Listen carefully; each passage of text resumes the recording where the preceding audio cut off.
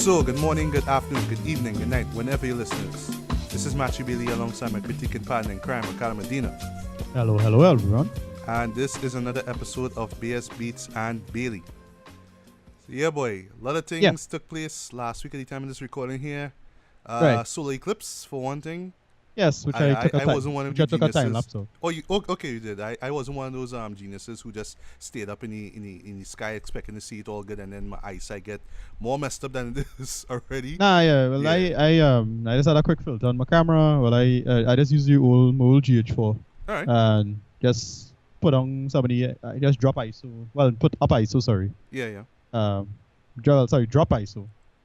Drop ISO, put up frame rate, and just did a time lapse for that, and just put on a filter, and yeah, it come out alright. But it's a partial eclipse here in Trinidad because it's Trinidad. Exactly. Yeah, we it's a shame. It's a shame I couldn't get a good full eclipse time lapse. However, I got some decent red footage from a friend online, so I was using that for a future purpose. All right, cool. It could make for a transition, or well, maybe not a transition, but for some cool shot in a film. Right. Well, it's a bit for a purpose. Whatever.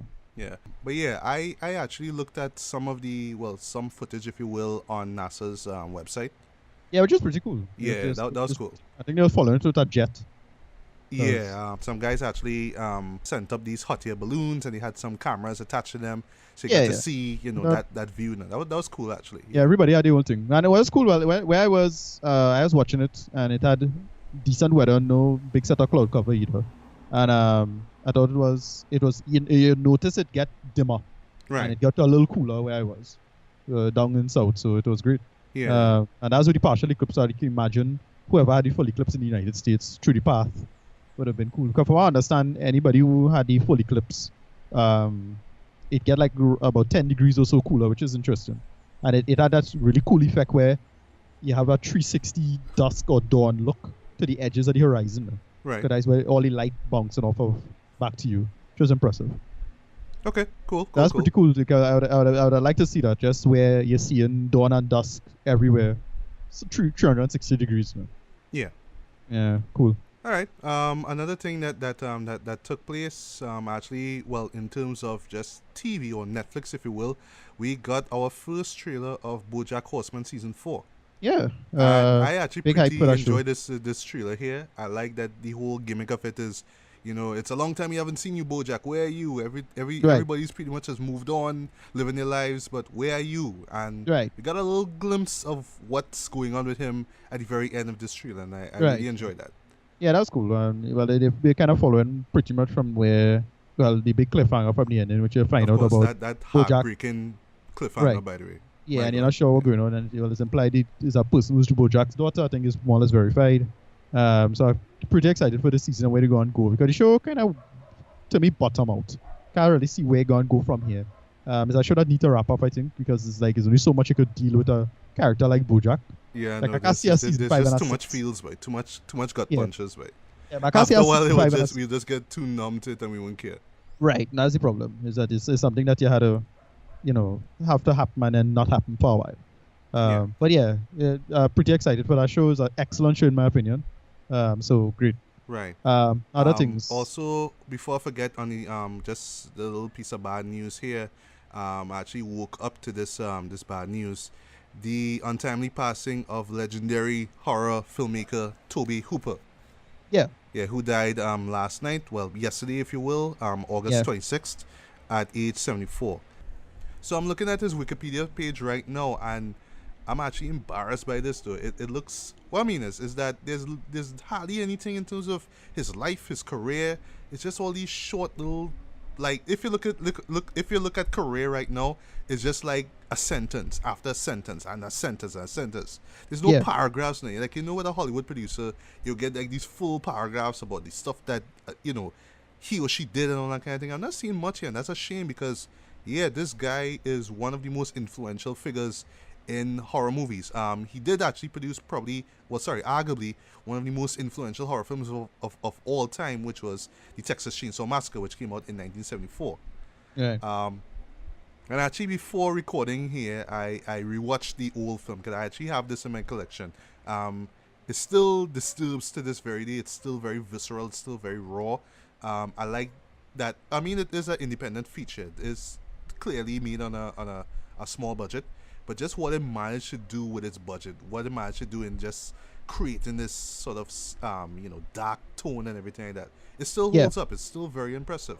Apart from all that, but in terms of like the big blockbuster stuff, he also directed Poltergeist back in 1982, which I believe, if I'm not mistaken, was executive produced by Steven Spielberg. Okay. Yeah, and that was the one that many people remember, that, they're here, that kind of thing. And I still enjoy it for what it is, but to me, if you were to ask me, was my all-time favorite Tobe Hooper film, it would be Texas Chainsaw Massacre. And, the ironic thing about his filmography here is that, yes, he did continue to make other films in his career. He also did a sequel to Texas Chainsaw Massacre as well back in 1986, which was actually way more graphic than the first film was, because the thing is with the first film is that, apart from the whole gimmick that it's based on a true story and all that kind of stuff, people kind of gave the impression that this was like the most incredibly graphic, most bloody film ever made at that time now, And, when you look at it now, the what makes it so amazing is that there's little to no blood in this film. Actually, there is little blood or gore in this film, but it still disturbs, it's still a very visceral, disturbing film. But apart from those two films, Texas Chainsaw Massacre and Poltergeist, he did make other films throughout his career, but none, unfortunately, I should say, could top those two films, Yeah. Yeah. And yeah, it's another horror legend who's passed away this year. Quite recently, George A. Romero died, and look at what he did in terms of just not just in the indie scene, but also in revolutionizing the zombie genre. With Night of the Living Dead. And Tobe Hooper is dead now, so God forbid if anybody else in terms of that horror film fraternity passes away. But I don't know if you have any words or any last words to say, before we move on in terms of Tobe Hooper. I don't know him as a big director. Again, I only know Texas Chainsaw Massacre, but I wasn't a big fan of the director, so I don't know enough. I heard it. I just saw it on Twitter. Okay. Okay. Yeah, that's like, what are you doing? Like, okay. Right. And yeah, that's pretty much all I have to say about that. So Tobe Hooper, may you rest in peace, man. Right. All right. And also there's a couple more things before we jump into movie reviews and stuff. Boy, that fight, boy. Floyd Mayweather, Money Mayweather versus the notorious Conor McGregor. Did you see it? Did you watch it? No, I don't watch it live. I just saw it on Twitter. I was like, okay, this one lose. McGregor lost. So like, okay. Yeah, I watched it. What I would say is a much better fight, obviously, between that the one that Mayweather was involved in 2 years ago with Pacquiao. Yeah. It was less of a. Well, I understand it was a much more entertaining fight. It was. But it was just unsurprising. It's like, if he can't kick again, he low sweeps and he's not gonna do anything well. Yeah, that's the ironic part of it all now, because Conor. Well, this is actually his first ever appearance in a boxing ring. Well, what I mean, this is his first. I don't want to say attempt. This is his first take on boxing. Yeah. Yeah. And I if he had to beat such a stringent set of rules, he'll obviously lose. Yeah. So like when he was fighting, because I actually watched him fight, there were lots of moments where this guy was just hitting Mayweather over the head now, over the back of the head. And the referee was like, no, you can't do that. Yeah, you're just doing that a lot now. And of course, Mayweather being the veteran that he is, 40 years old, he's in this game for so long. He was just waiting for this man to tire out. And then when the sixth round came, that's when he started hitting us. That's when he started, start slowly but surely raining blows. But then it's that 10th round, boy, holy shit. That's when he just unleashed hell. To the point that the referee just had to stop the match. It was like, okay, yeah, that's it. Yeah, it was a TKO, right? Yeah, it was a TKO, because Conor was just moving about. You could tell the man was just exhausted. He was just trying to keep himself up. It was like, you know what? Nah, you do your best, but your best wasn't good enough, unfortunately. Yeah. So, as the whole world knows, Floyd Mayweather actually won this bout. And something that I didn't even know about until he actually revealed it when he was interviewed at the end of the match. This was his final boxing match, actually. Right. Yeah. I I was heard like, that, what? Okay. And hell of a way to go to it. Although some people 50, argue and say, 50 and oh, well, whatever it is. yeah, it's 50. Yeah, 50 wins. Yeah. Yeah, I think it's 27 knockouts now. Yeah. Right. Yeah. I Although the didn't watch argument, it. though, some people say is that, oh, well, your final match was against a guy who's not a boxer. Ha ha ha. But whatever. I still find that Conor did his best. And I like, there was this really great moment where Floyd even talked to him at the very end and actually hugged him and congratulated him. Like, job well done, man. You did your best, Yeah. I agree. I think the man did a great job now. It's just, wrong Sport. Yeah, wrong sport. Yeah, I don't know what the future could be for him. I don't know if he'll just stick to boxing for now, if he'll go back to MMA. I don't know how the rules work with that, but yeah, Conor did a great job. But Floyd was the bigger man at the end of the day. Yeah, I barely follow this. I know it had just a bunch of jokes and hype leading up to it, so I suppose that was the only thing. Just for the sake of the memes, I kind of was somewhat aware from it by just sheer cultural osmosis. Mm-hmm. But yeah, I don't really care. It's very true. What was the reason? You just don't care for Mayweather, or? Well, yeah, I mean, just the Pacquiao fight was such a mess. I know, right? And I actually stayed up for that. I was hated Mayweather as a boxer, frankly. He always had this annoying, obnoxious style that just slog and slow down the game. Yeah, that's true. And he always turns his back to his opponent. Yeah, as a personal person, you're just kind of a douchebag in general. So I don't really care. But then I just don't, so I couldn't really get myself to care about it. And then, well, of course, we just call him McGregor. This is a pompous douchebag. But his Irish thing, so whatever. They made the jokes. Yeah. That is it. Whatever. It come and gone. The Pacquiao fight was a lot more interesting and fascinating, and that was a mess. And I hated that fight. That fight was so broken. I know it was real annoying. Yeah. I think what was interesting was just the hype. Well, to me, the hype that was building around this thing, but like, oh my god, this is going to be the fight of all fights. And then when you see that, wait, what? The Pacquiao fight was what, 2014, right? It was what, January? No, it wasn't January. It wasn't in August neither. I can't remember. It was early in the year, right?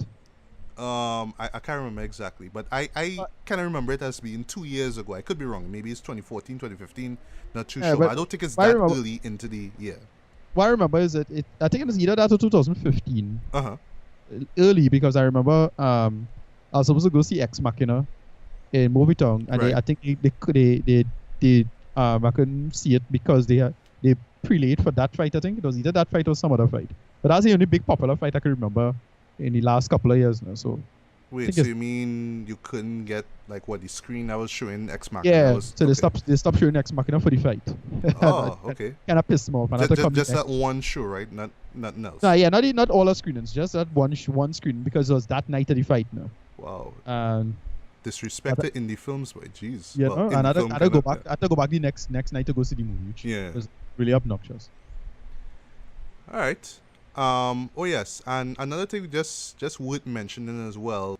Right, so the news came out last week that Warner Brothers will be giving us a standalone Joker movie. Sorry. Yeah, right. Well, I still don't think this is like an absolute verification kind of thing, but yeah, it might happen given the atrocious track record going on with WB and the movies right now. Oh, you could see them totally scrapping the universe because things not working out, even though Wonder Woman is okay for them. Yeah. And Justice League, we don't know what's gonna happen with that, but from what I understand, it is pretty much Batman v Superman all over again. So I don't know what they're gonna do with this. And I hear they're scrapping Sirens for this, which is I don't know, a good idea, bad idea, I can't tell. Sirens is a decent enough premise, so I want to see what they'll do with that. But if they're scrapping it, right, then Joker and Harley, because I know Harley getting more content no matter what. She's like, even though Suicide Squad was a hot mess, she was like the big breakout star for the year anyway. Of course, everybody loves Margot Robbie. Right, so that was a big costume for Halloween and all of this cultural stuff. So you could see they tapping into that. Mm-hmm. So I know Harley had to come back in some shape or form. But then a Joker origin movie is like one of the dumbest fucking ideas ever. So again, the idea of a Joker origin story is a mess. It's a terrible idea in my opinion. Mostly because one of the reasons why the Joker work is because you really don't know the origin story. You don't need to, or at least his origin story is so vague and boilerplate that it's not an issue to worry about or care about, as if, well, that's the driving factor behind the Joker and all of that shit. Like, so even the Tim Burton film, to me, that was like a good origin, quote unquote, because it worked in the sense of it's just chemicals. That's it. It's a chemical. He's a monster and a mutant. You don't have to make sense of that past. Other people try to do the whole Killing Joke kind of tried to do it with the whole where he's family and gangsters and his wife and dies why he went mad. Some debt to pay or something like that. Right. Yeah. And then to me, what Nolan did with that whole thing was just, in my opinion, just kind of really inspired and quite brilliant. Which is, it does give him a bunch of multiple stories and all of that unreliable. Exactly. And you don't know what the fuck was going on, and all of it worked now. Yeah. You know how I got got the scars. Yeah. Great. Yeah, I'd love that. That's what I had to do with that character. The whole point of the character is just sheer chaos, and he's a kind of agent of evil and malevolence. No, you don't need to humanize it necessarily. Because to me, the more you try to spend time fleshing out this backstory, the you'll less fuck it up. you will the more you'll kind of sympathize with him, and you kind of don't want to. You want him to be this bad guy who needs to be stopped. Not like, oh well, he's just so misunderstood. Yeah, that bullshit. No, man. No. That it totally don't work with a character like the Joker. Especially the kind of things that he does. Like if you look at the comics and the movies and all that kind of stuff. Yeah, he's a guy that you just love to hate. You know what I mean? Yeah, exactly. I absolutely hate this idea of a Joker origin movie. It's a terrible idea. I don't know what they're gonna do. I hear they're scrapping Sirens for this now. Oh, really? Which is whatever. Yeah. And well, to me, the weird thing about it is that, like I said, it's a standalone thing, so it doesn't really add anything as such to the movies that came before. Okay, so the media, we could get into a big argument about what's going on with the DCEU, because the DCEU from since the get-go has been really bad at PR, like really fucking bad at PR. The movies didn't help. The movies definitely didn't help, but just overall, it was really hard to give them the benefit of the doubt now. So their PR in a mess. It constantly had leaks since along. Like me, I knew 18 months before Batman v Superman came out, I knew General Zod was Doomsday. I knew that, because of leaks. And I was like, holy shit, that's a real... up on it from the trailer. I was like, but that's a bad fucking leak though. Right. Long time we knew it. So they always had these problems with internal structure and a mess, and just not knowing how to keep things under wraps. No. So for what I understand is that they're going to be doing the DCU. They're going to be doing stuff kind of like how they do in the animated movies, where some things have a continuity and then other things don't have a continuity, which is not the worst thing in my opinion, because everything don't need to be a continuity. Right. But you should have a continuity given big movies and the nature of film. Film is a mainstream thing. That's the only way it makes money now. The animated films only really cater to a relatively small audience. So those fans will already understand, all right, this is not the same thing. Who cares? Moving on. Once you're doing big continuity like what Marvel is doing, you kind of need to keep that in check now. So there's another digging a deeper hole for yourself with this now. It's a bad move overall. Keep the continuity, sit down and make sense of the fucking continuity, please. You still have a chance. Stop fucking it up. I don't know what they're doing, but whatever. Wonder Woman is fine, in my opinion. You have a good template to work from. Justice League, I expect Justice League to be a mess, but still, even if Justice League sucks, it's still not the end. Sit down and make the world work. Stop fucking things up and wasting time now. Whatever. Exactly. We'll see what's going on. The argument is always about the fans. The fans asked for a Joker movie.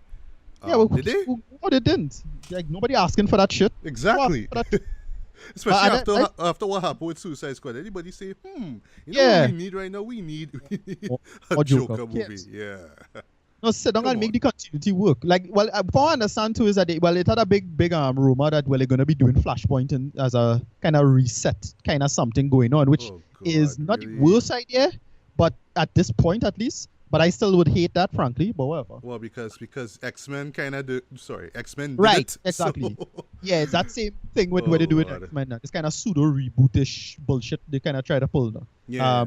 Which kind of work for some fans, and not really my bag, frankly. But how to kind of earn it though? I mean. Right. That's the problem. How much movies? It only not even more than 5 right now. You know what I mean? But now all of a sudden you just suddenly want to just start everything all over again. It's like you didn't Right. work to that point. It's like X-Men Well, that start if from you 2000 up. make it, if you make it again, it's not the worst idea. But if you don't do it, if you make it like a kind of working reboot and then you spin it into the story again, this requires them having a head on their shoulders and knowing what the fuck they're doing, which is going against all the evidence. It could make it work. It's like, all right, it's a time thing. They reloop it back, and then you make sense of it after. And since the TV show, the DC material, already give us multiverse and know what to do with that, yeah, you can make it work. Like the TV show did it. The TV show Flash did it. They did it multiple times actually, and it worked in every example for the most part, right? Given the budget and who they catering to and the audience and blah blah blah, right? Right. Yeah. And so again, it's not the worst idea, but I don't know what you're doing. And we don't know if they know what they're doing. I don't think they know what they're doing because they just rushing everything. They really care to make sense of the thing. They're asking the right questions in terms of how to treat the DC universe, but they're not giving the right answers. It's the wrong, the DCEU is completely the wrong answer to the right questions in terms of how to treat this material. And totally agree with you. I still don't know where they're going with this. Look, I think Aquaman might be fun. Flash being a reset is a mess. As I say, set up Superman in this universe properly, which they still haven't done. Right, they kill him already, and they still didn't set him up, which make no goddamn sense. However, and it just all these little small things pissing me off about the DCEU. Like they have this big argument over whether or not they're gonna CG out Superman, Henry Cavill's mustache. I'm like, what the fuck? Who cares, bro? Yeah, and that's so retarded because like at no point that's supposed to be a discussion. That's a big discussion for the news media. It's like, why even that is a question? You're not supposed to be talking about that shit. Whatever. Anyway, moving along. One of my favorite shows came back. Yes. A little show called Halt and Catch Fire. Final season, I believe it is. Final season, yeah. Fourth season coming up. Now that's time for me to get my ass in gear and actually start to watch the show. As I say, it's a show for geeks. I'm not sure if you'll like it, but I love the characterization and then all the little nerdy shit on the side. They have some inconsistencies this season, a lot that I'm noticing in terms of like what technology should be when. What year is this set? This is in the 90s now. So 90s, the internet now starting up. It's 1994, I think. Because so soon in. Okay, I thought it would have been like early 90s, like 91. No, well, all right. So yeah, it jumped because the idea is to get online with the old internet and taking over the internet, and then they mention Mortal Kombat. So Mortal Kombat is out. Right. On home console. So that means it has to be at least 94. Because I think they were playing it on either Super Nintendo or Sega. Can't remember. The first game, right? Yeah. Okay, well that's 93. 93, yeah, 93 came out. But on home console, I think it came out like a year later. Oh, yes, that it did. Yeah. Right. So they have, but they're relatively consistent. The only thing was it had one little problem involving a character, the graphics she had in the game, and people was like, yeah, people should be blown away by this, and the audience you try to cater to, but it's a whole thing, whatever. Season now starts, it's great, having fun with it already. I'm loving it. All right. Also, well, on my side, the season finale of Game of Thrones is going to be tonight at the time of this recording here. Yeah. I am excited for this. I don't have like the biggest expectations. I just trust the filmmakers and stuff. I know they're going to give us a great season finale. Usually the season finales for Game of Thrones have always been always been satisfactory. Even season 5, which kind of remains one of the darkest endings of the season of the series thus far. But for me, I've really been enjoying this season right here. I love how our favorite characters have been meeting each other up. It's like that, it's like the Avengers right now. When the whole lead up with everything just took place over 6 seasons. I don't know what's gonna happen here with this final episode. I really don't know, but I can't wait to see what it is. I just hope. I heard a lot of people nerding out with kind of nerding out in a bad sense of, well, this is inconsistent and look how fast this bird fly and how fast that dragon fly. And people was like, I thought the argument would have been more episodes. Why isn't there more episodes? But people are still talking about how it had this plot hole here and there and whatever it is. But if I understand, it just gone full Hollywood. So wasn't that kind of like the point anyway? But anyway, that's a whole other story. And no, guys, I will not be reviewing season 7 of Game of Thrones because why? Because for me to actually sit down and talk about that requires that for me, I would have to have like this full knowledge of everything that happened before. And to be honest, I try to remember the majority of the things, but I don't, because I just keep watching a lot of movies and TV shows. So I don't have time to, try to memorize all the history and lore of, not just from the Game of Thrones series, but also the books as well. I don't have time for that. I mean, but I know the characters, I know the motivation, all that kind of stuff, but I can't review it. And then, of course, they have all these little, these little, like, these little Easter eggs and things that you miss out and all them kind of thing. And that would require for me to actually watch videos that analyze the episodes that aired before. I just review what you had to review. For me, I haven't, because it started to diverge from the books so much now. I was like, all right, I need the mood to watch this and just keep up with it. It's kind of like Walking Dead in a way, Yeah, but it's 7 episodes, so you could like just binge that out easy. Right, but because the property not that interesting to me, and I think I explained why it is I'm not into Game of Thrones as much as other people, because I'm so sick of European high fantasy aesthetic. Okay. I just tired of European sword and sorcery. So like, I'm bored. Like anything sword and sorcery, even if it's good, I'm not gonna watch it. I just fed up. Give me sci-fi or give me some other cultures sword and sorcery. But European sword and sorcery, tired. Fed up of that shit. All right. Yeah. I just thought you were like just impressed by the production value, and it's like, oh. No, yeah, it's well made. I'm not like pulling that punch. I'm not trying to say it boring or anything like that. It's just I'm so goddamn tired of European sword and sorcery. Okay, teach his own. Yeah. All right, so now we could finally jump into legit reviews, like real reviews. So we'll start things off with the latest Warner Brothers animation DC Comics feature film, Batman and Harley Quinn. Oh boy, we had to talk about that. After that, we'll talk about Atomic Blonde, which finally came down to trailer. We finally checked it out. Yeah. Also, a show that I thought you would have checked out, but I kind of understand why you kind of opted to go for Atomic Blonde, the Hitman'S Bodyguard. Right, I skipped it because once I hear... let me tell you something. If you're doing the whole parody of a genre thing and you fuck that up, I'm not going to waste my time watching that shit. Good thing that you said the word parody, because we had to talk about parody in this show. Is it a parody or is it just an attempt at one? Well, we go. When you get there, I'll talk about that. Yeah. And finally, the second long-awaited live-action adaptation of an anime for 2017. Yeah. Netflix's Death Note. Yes, they're finally doing this. Oh boy, we have we'll talk about this. About this shit. Oh yeah. All right, but first things first, Batman and Harley Quinn. Right, so you just want to run through what the plot is about before we. All right, so basically, what happens is that Poison Ivy doing some shit. She up to no good, and Batman had to solve. How vague.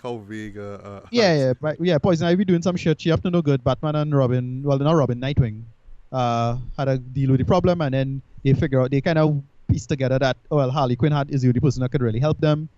Nightwing tracks down Harley Quinn, and then Batman, Nightwing, and Harley Quinn go on adventures to stop and just various shenanigans to track down Ivy and stop them. Yeah, and I will stop Ivy and her sidekick, which I hated that character, even though I love the voice actor.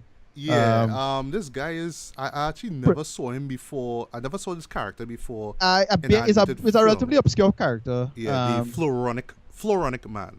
Floronic Man, yeah. But the voice actor's principal is from American Dad, so yeah, that was cracking me up there just to hear him. Because it's easy one of the funniest characters in American Dad for me. Okay, and something I didn't even know of. He actually, the character of him, which is Jason Woodrow, actually appeared in Batman Robin. He was played by my boy John Glover. He was that movie scientist guy who that's Poison Ivy killed. Yeah, right. That's the guy. It's a relatively obscure DC character. You don't care about him all that much, and this movie really doesn't make you care anything more about him. This movie, nothing worked for me in this movie. I hated this movie. It didn't work, fell flat.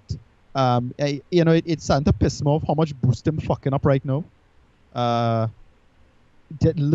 little of it was funny. The humor and the approach to the humor is just a generally bad approach in my opinion. It was a big squandered opportunity. at best, you could say this was supposed to be a Justice League action episode stretched out way too long, and everything didn't work for me. It was a total mess, not funny, bad pacing, terrible story. Some of the voice acting was okay, some of the action was okay, some of the scenarios didn't make any goddamn sense. But that's about it. I mean, across the board it was a mess. Very little of it worked. All right. Well, believe it or not, Jed, I had to agree with you for the most part. Yeah. I was disappointed by this film. I really was. The thing is, like, okay, let's be honest. Like, when you think about it from this, if you look back in retrospect, right? Batman and Harley Quinn, right? Right. You know, the crazy, sexy, kind of cool former sidekick of Joker. You know, you kind of expect that there could be some kind of lunacy, some kind of hysterics, you know, some humor here. But you're right, the humor in this thing just did not work here's the thing, at all. It felt what it really felt like. As I said, the actual premise of it is not the worst idea. Of you have Batman and you have Harley Quinn playing off each other as a duo. That's not the worst idea. So actually, it has been done in the animated series. It has been done in the various different animated series a few times. Mm-hmm. It's not the worst concept. They actually can play off each other quite well. I forget his name. Kevin Conroy.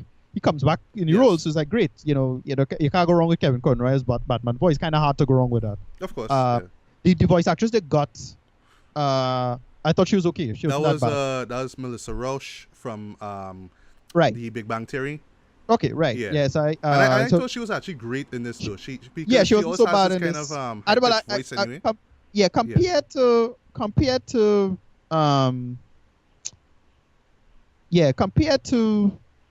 what do you call it? I forget the voice actress for the animated series. Tara. It's Tara Strong, or Tara Strong is something else. Is it? It's not Tara Strong. Tara Strong was Batgirl. If I'm not mistaken. I think, but it's I forget who's the voice actress. So shit, no, I think it's an old actress from another show. But whatever. Point is, she don't hold a candle to that voice actress. No, but there was something about her. It could that voice that they had for the old film. The actress's name is Arlene Sorkin.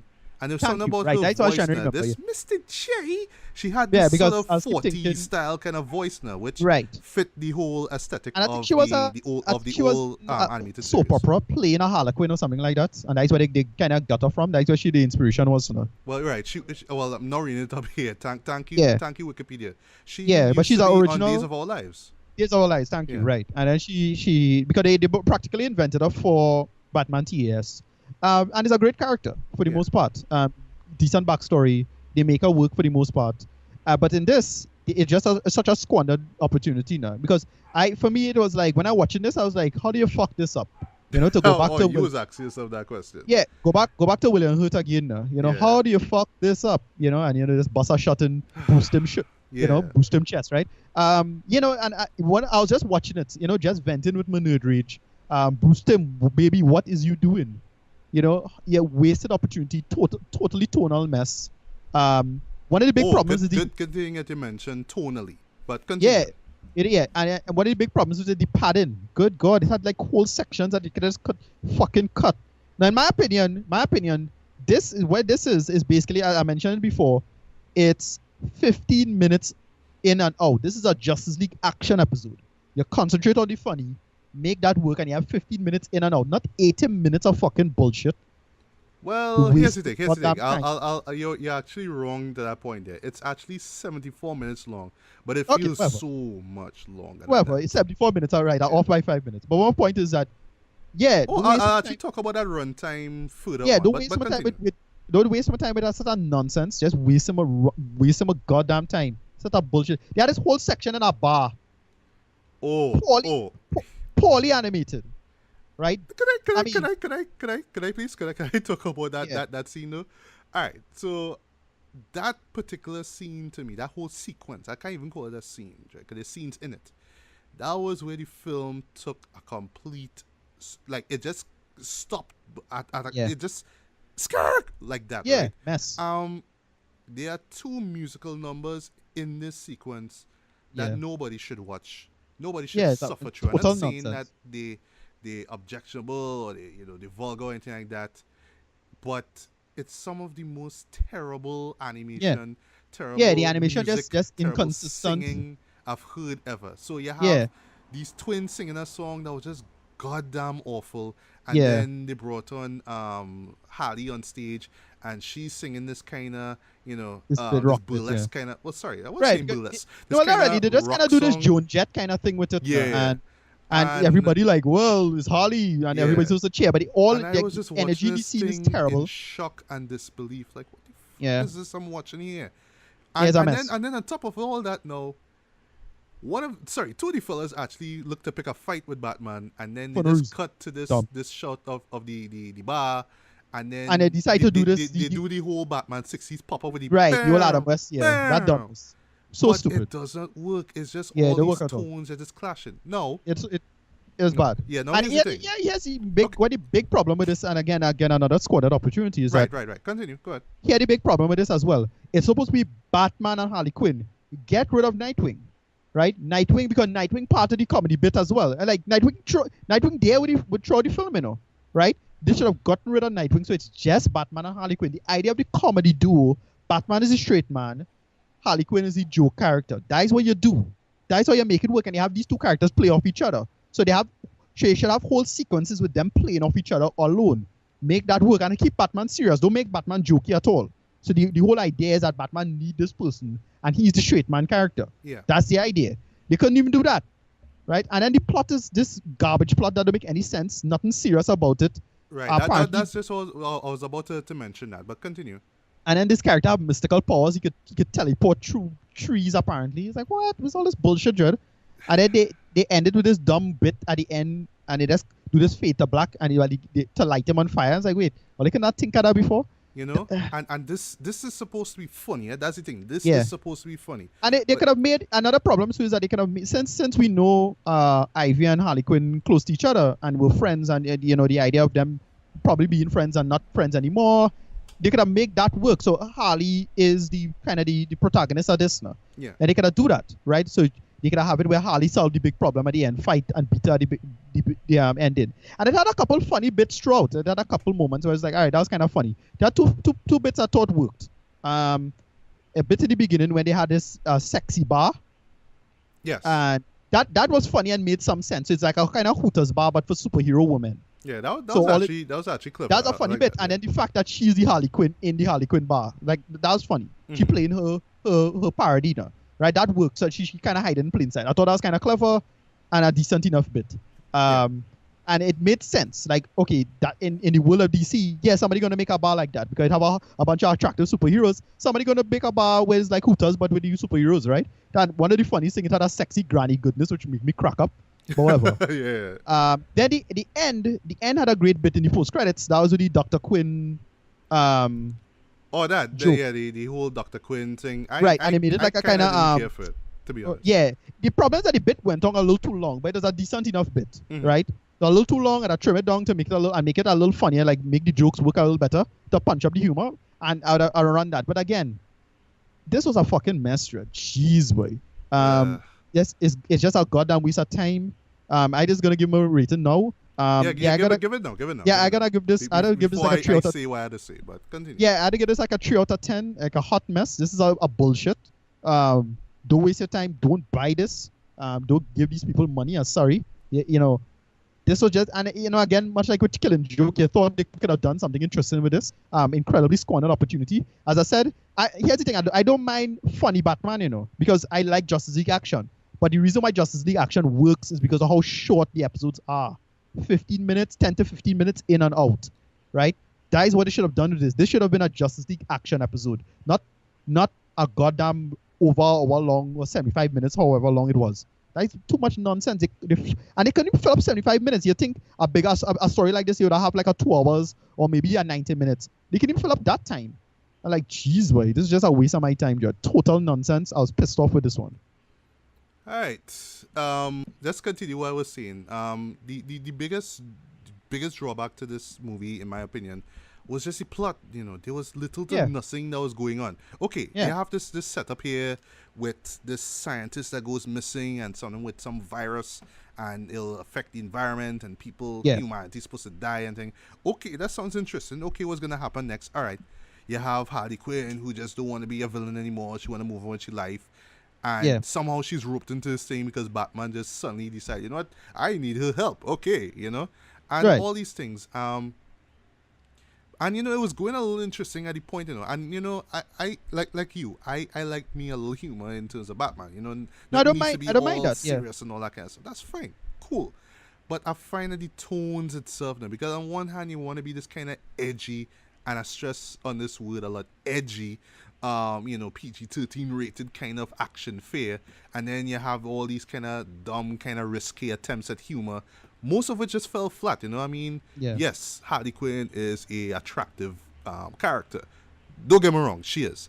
Yeah. But there's only so much you could do with her. There's so much quips you could have her say, and to the point where she just gets so annoying and unbearable that you just don't care. But no, to it. as I said, it's a character that you could build from, because the character has reasonably serious origins. Yeah. So they could have make that work now in terms of her character backstory and thing. You don't need to bring in Joker at all. Like, Joker is not needed in this to make that work, but you could have had like a flashback or something relevant to Joker's life now, because they have her picking up her life, which worked. Oh, by the way, we didn't mention probably one of the most atrocious scenes, but it was so goddamn stupid and made no sense. I didn't care to mention it, which is the supposed sex scene between her and Nightwing. Just so goddamn dumb. God.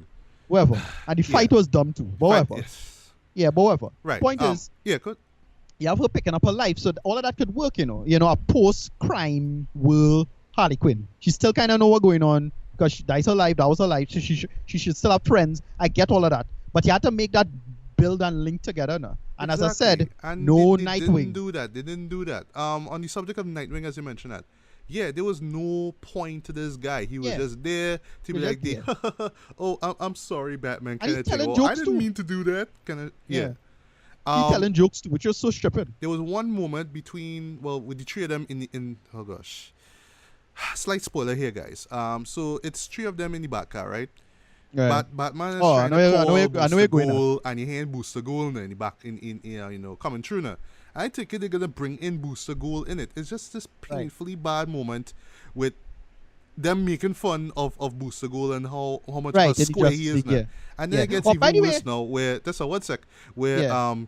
where Harley is like, okay, I need to get to the bathroom, No, hold it. And then she just farts twice. It's like, really? That's your level of humor while they're going at? Come on. Right. And it didn't work at all. It was so dumb. Yeah. And here's the sad part. I think that same week, this came out. What came out last week or week before? They had a great episode. They had an excellent episode in Justice League Action with Booster Gold and Batman. So I was like, wait, why didn't you just play off that energy now and use that same style, everything? Like, I don't know. It is the amount of work that went into this was a mess. They get it D-team. They get it D-team for this. Anyway, Ponya, just say a rating because it's time to piss me off. There's a couple more things. Let's move on. I hated Floronic Man in this. He just served no purpose. But then again, I didn't even know who he was at the time. I didn't have any full background to him. But, there's this one scene that I was just like, it's like one of the most bizarre things I've seen in a DC animated film thus far, where he pulls out this, like, I don't know if it's a magic or genetically altered yam, and tells Poison Ivy to eat it, and you'll see the force, the aura of the trees and all that kind of stuff. You could get to go inside them and all that kind of dumb stuff. Plot device was dumb. It's scene here, boy. But yeah, it's just so when it's not humor that just falling flat, it's just these bizarre moments, like that whole bar scene when them twins came in and started to perform.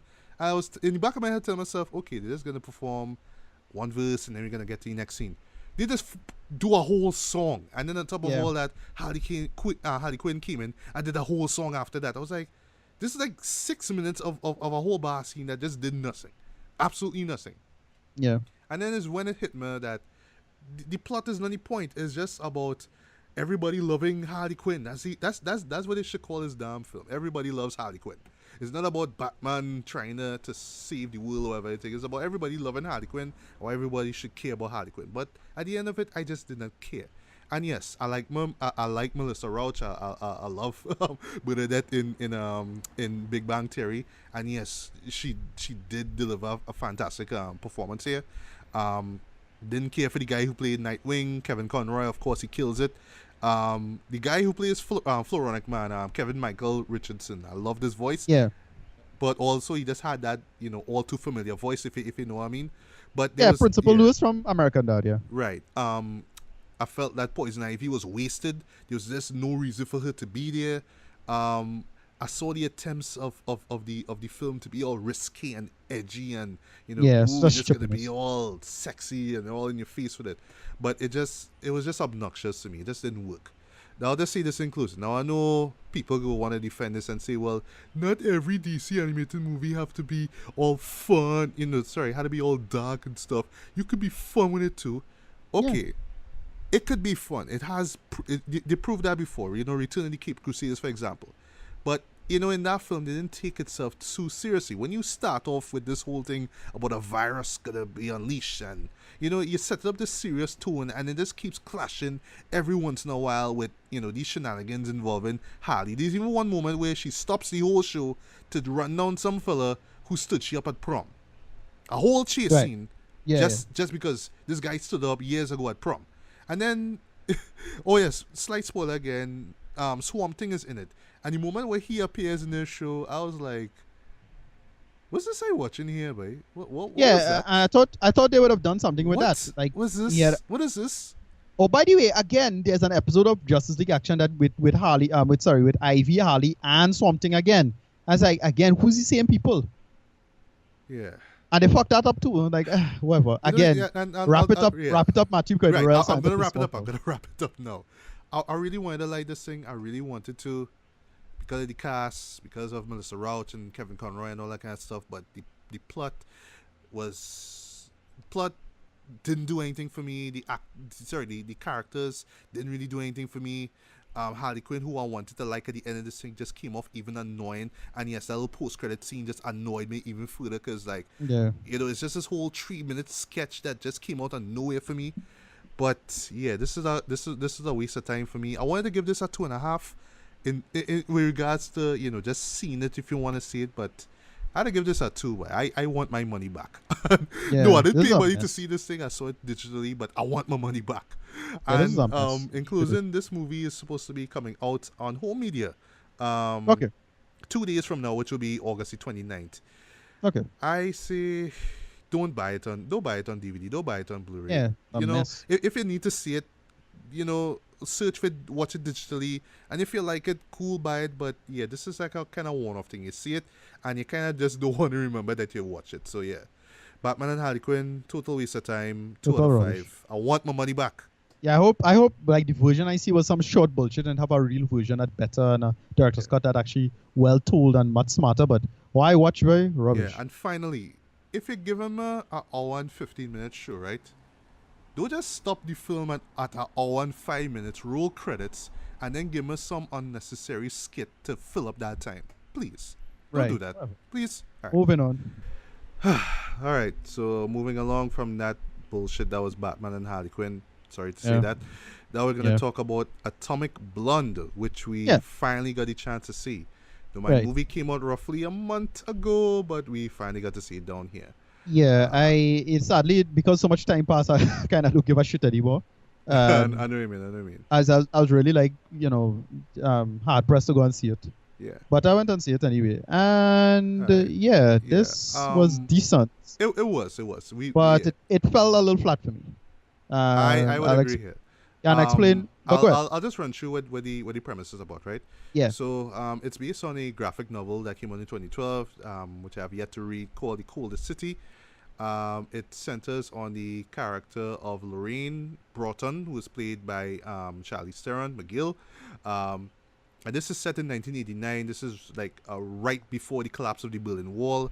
So we have this MI6 agent that Lorraine was romantically involved with at a point in time, who is killed by this KGB agent, and he steals this list that he has with him. Just this microfilm that has like the names of all these active field agents in the Soviet Union. So Lorraine, who is apparently working for the for MI6, is assigned to go to Germany to try to find this list. And how the film is set up basically is that she is being quote unquote interrogated by two characters. The first being the CIA agent played by John Goodman, and her MI6 superior who is played by Toby Jones. And here is just basically this really seedy, really this kind of dark neon lit kind of,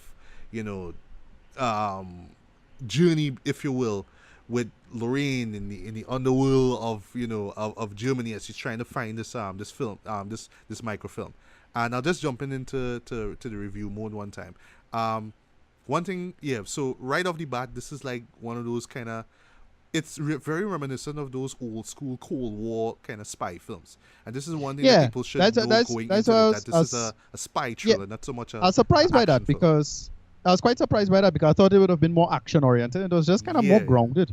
It was. I like the fact that they try to keep it very... grounded in a historic wise. We got to really got a sense of how times were, how people how people lived their lives at the time, how influenced they were by American culture. You could see that by the clothes they wear, just the items that this one character, James McAvoy's character, David Percival, he's this guy who basically gets to go into the underworld and sell items on the black market and stuff like that.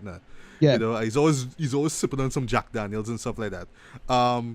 So not just that, but also like the music at the times. There's lots of lots of synth pop and all those kind of things. It is even one great moment, because it's set in 1989, where yes, we hear Public Enemy's Fight the Powers. Like, yes, that's right on the nose. And that's one thing about the music choices as well that I'll talk about a little later.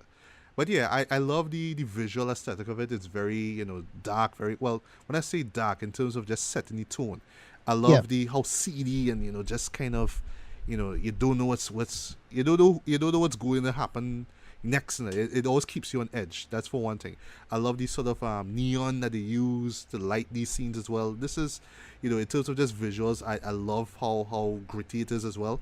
The story though is where things kind of get iffy here, because yes, as much as they want to be grounded, as much as they want to be as believable as possible, there are moments where it's like it's easy to get lost in the story, because they kind of want to keep up with things, and the way how this film is set up, where it's a spy film, so you don't know who to trust, and then somebody might say some line or some piece of dialogue to somebody else, and then they're trying to really kind of sift, just trying to weed out whether this person is trustworthy or not, and there's all these things now, all these little bits and pieces that you've seen before in other spy films that you see here in this film.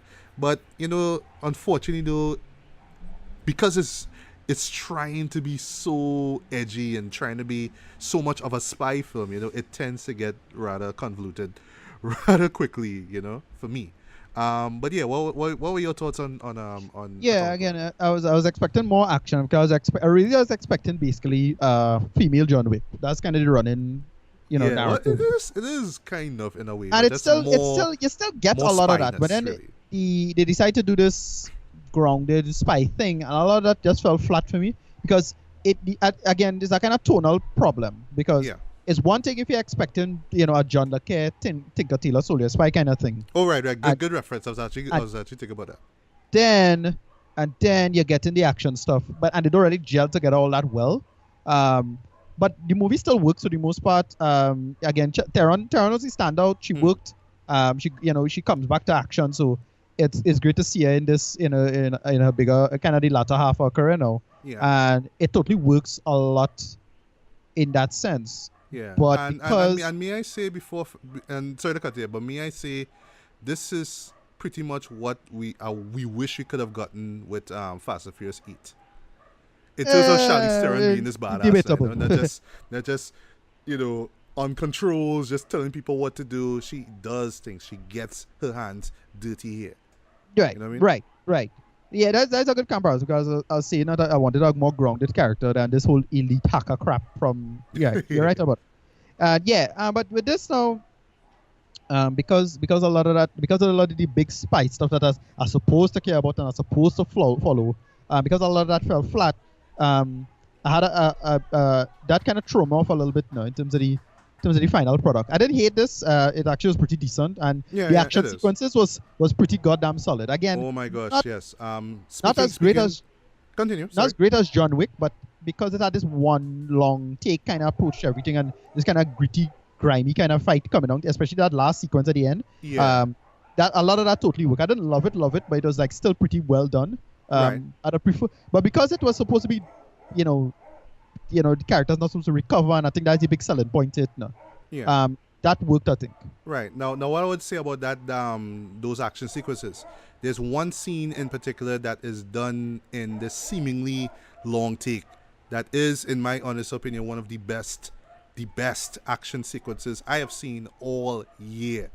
Yeah. It is amazing. There's moments in that sequence where I was like, okay, they're gonna cut now, right?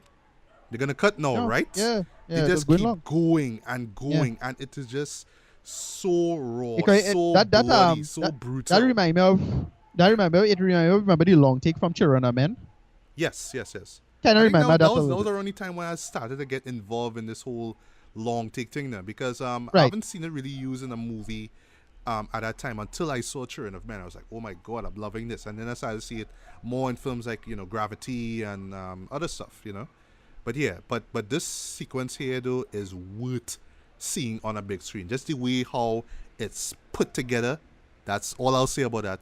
And just the physicality in it as well, especially from Charlize Theron. She doesn't get easy in the sequence, guys. She gets beat up, she gets black eyes. Well, she gets a black eye, sorry. She gets bruises, cuts and all that kind of stuff. And the way how she just gets rid of these guys trying to kill her, and this other character, basically this guy who knows the list of names here, is just amazing. This is like just great filmmaking as well. And I thought I thought it was just gonna be this shootout slash fight scene, and then it goes outside, and then these two characters go inside a car, and then it's just chase scene here, and that's all I'll say about that.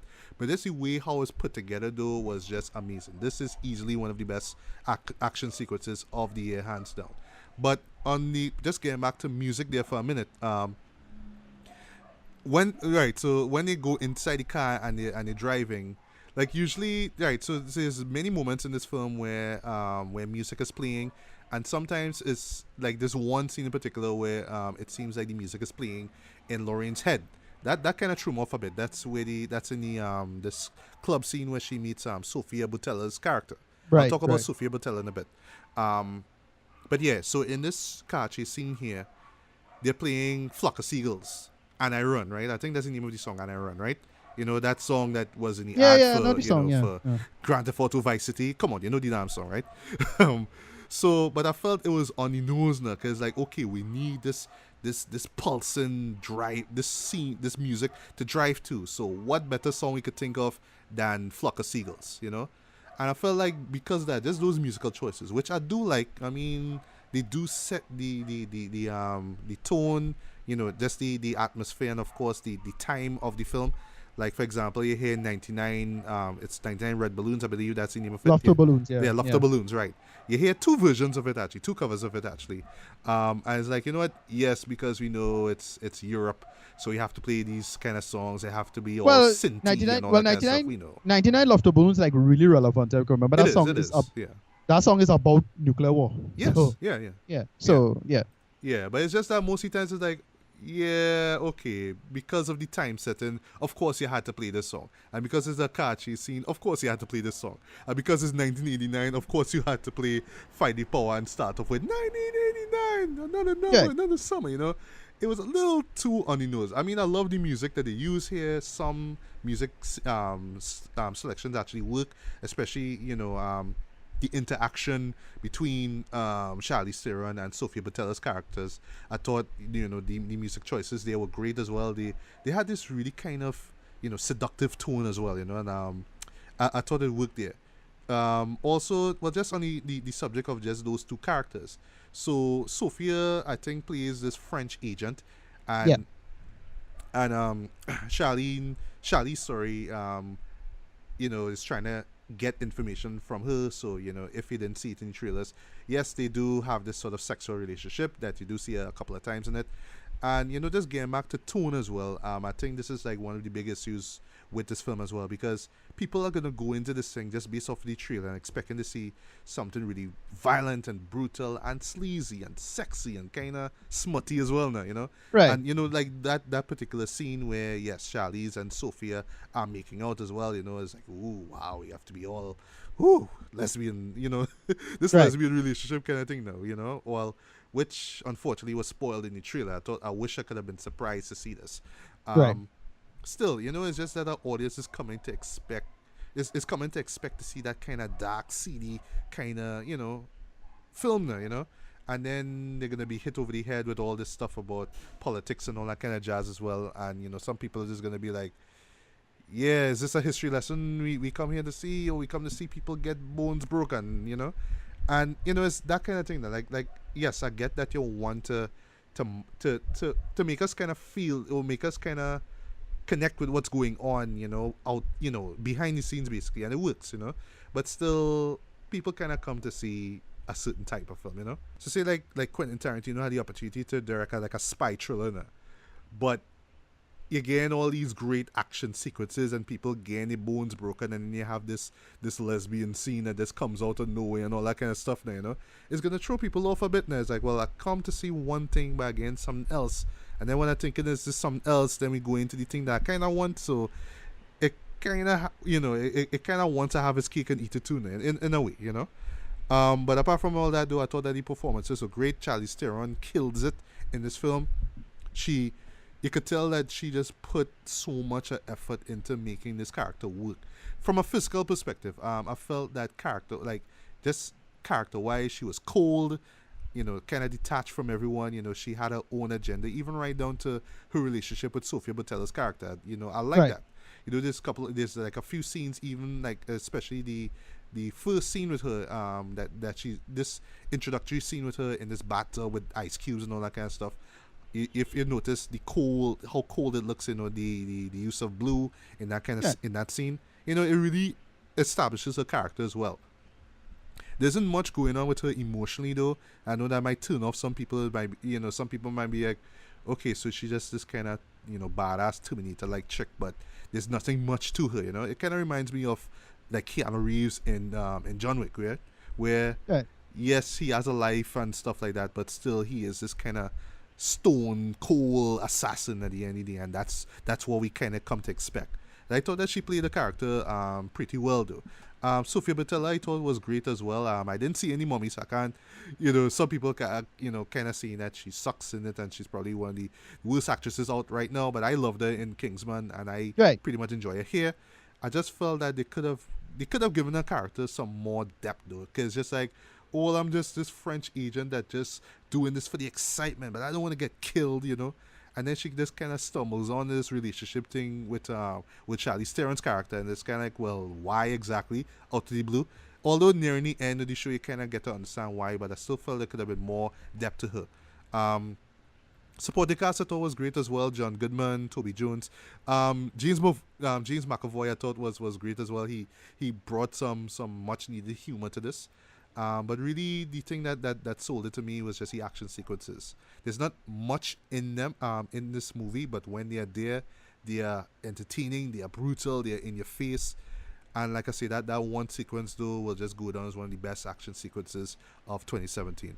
But yeah, apart from the muddle plot, because like I say, it's trying to be all historical and trying to be all spy thriller and all that kind of stuff. And, at times, it's too much spy thriller and not enough action movie. I still enjoyed it. Not as much as I wanted to, unfortunately, but I still enjoyed it for what it was.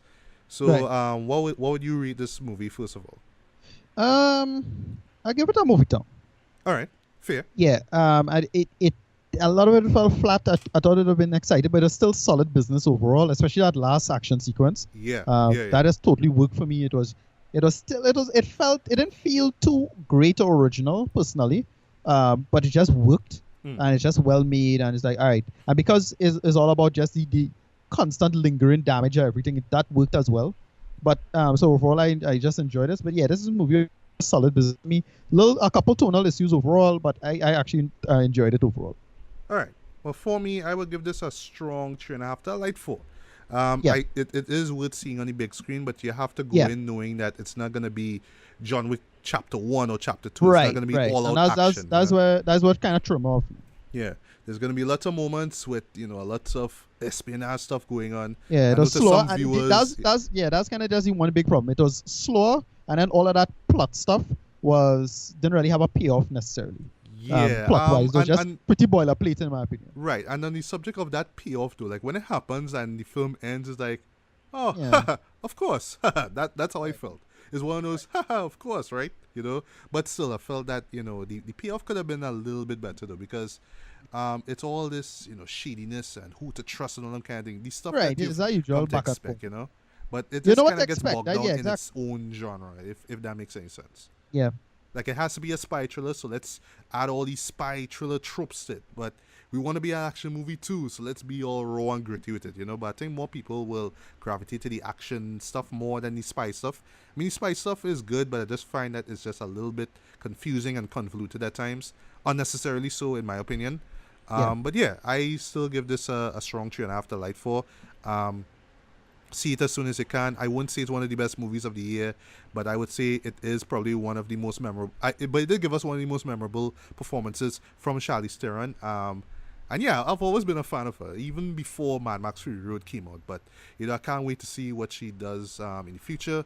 I don't know if you'll get an Atomic Blonde too. I kind of highly doubt it, but I doubt it. From what I understand, it didn't really do well money wise. So yeah, box unfortunately, office is kind of weak. Yeah. yeah. But still, if you like your edgy spy films with, a little dose of bone crunching action, then you'll have fun with this one for sure. Yeah. All right. So, alongside Atomic Blonde, which I saw yesterday at the time of this recording, I also checked out the Hitman's Bodyguard.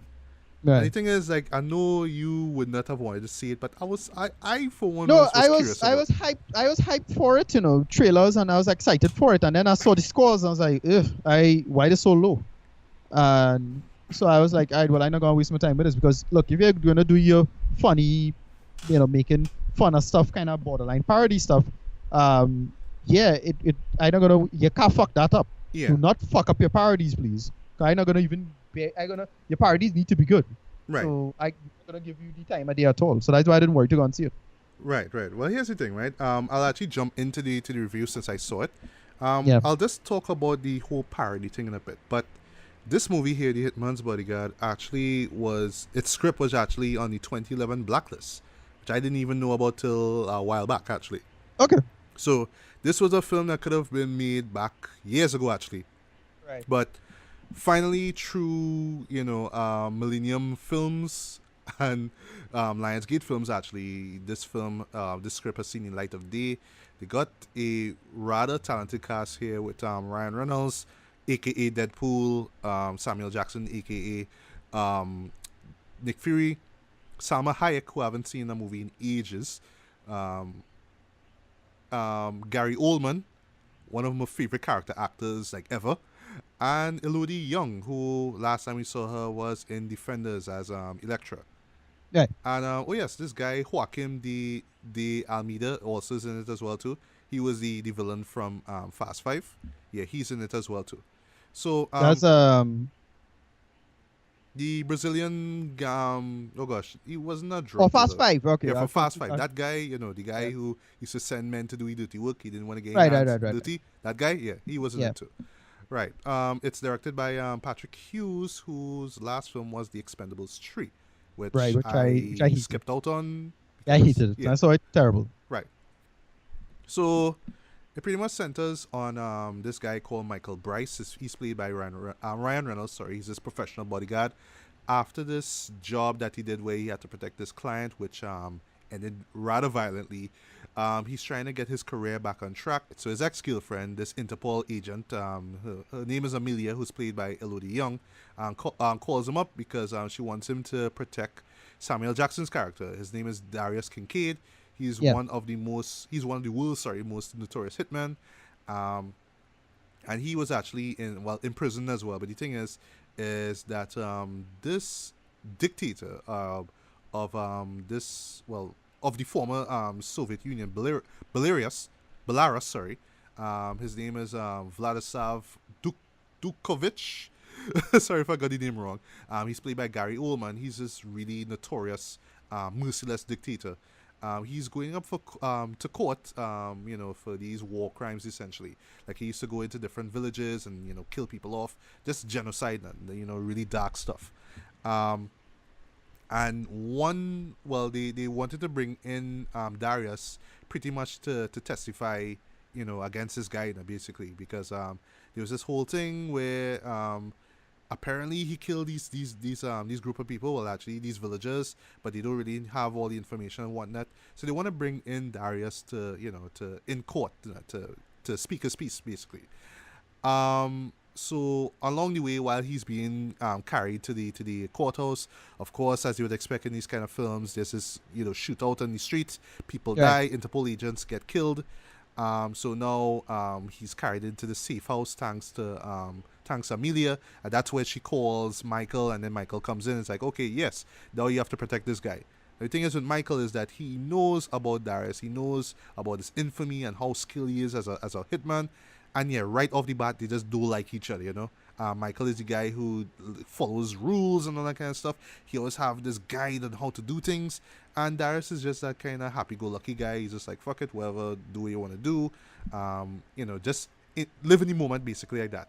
And here we just get this kind of buddy, I know I was about to say buddy cop. We get this buddy action film where Michael has to transport Darius, across Europe to this particular courthouse to testify against Gary Oldman's character. And that, in a nutshell, is what Hitman's Bodyguard is about.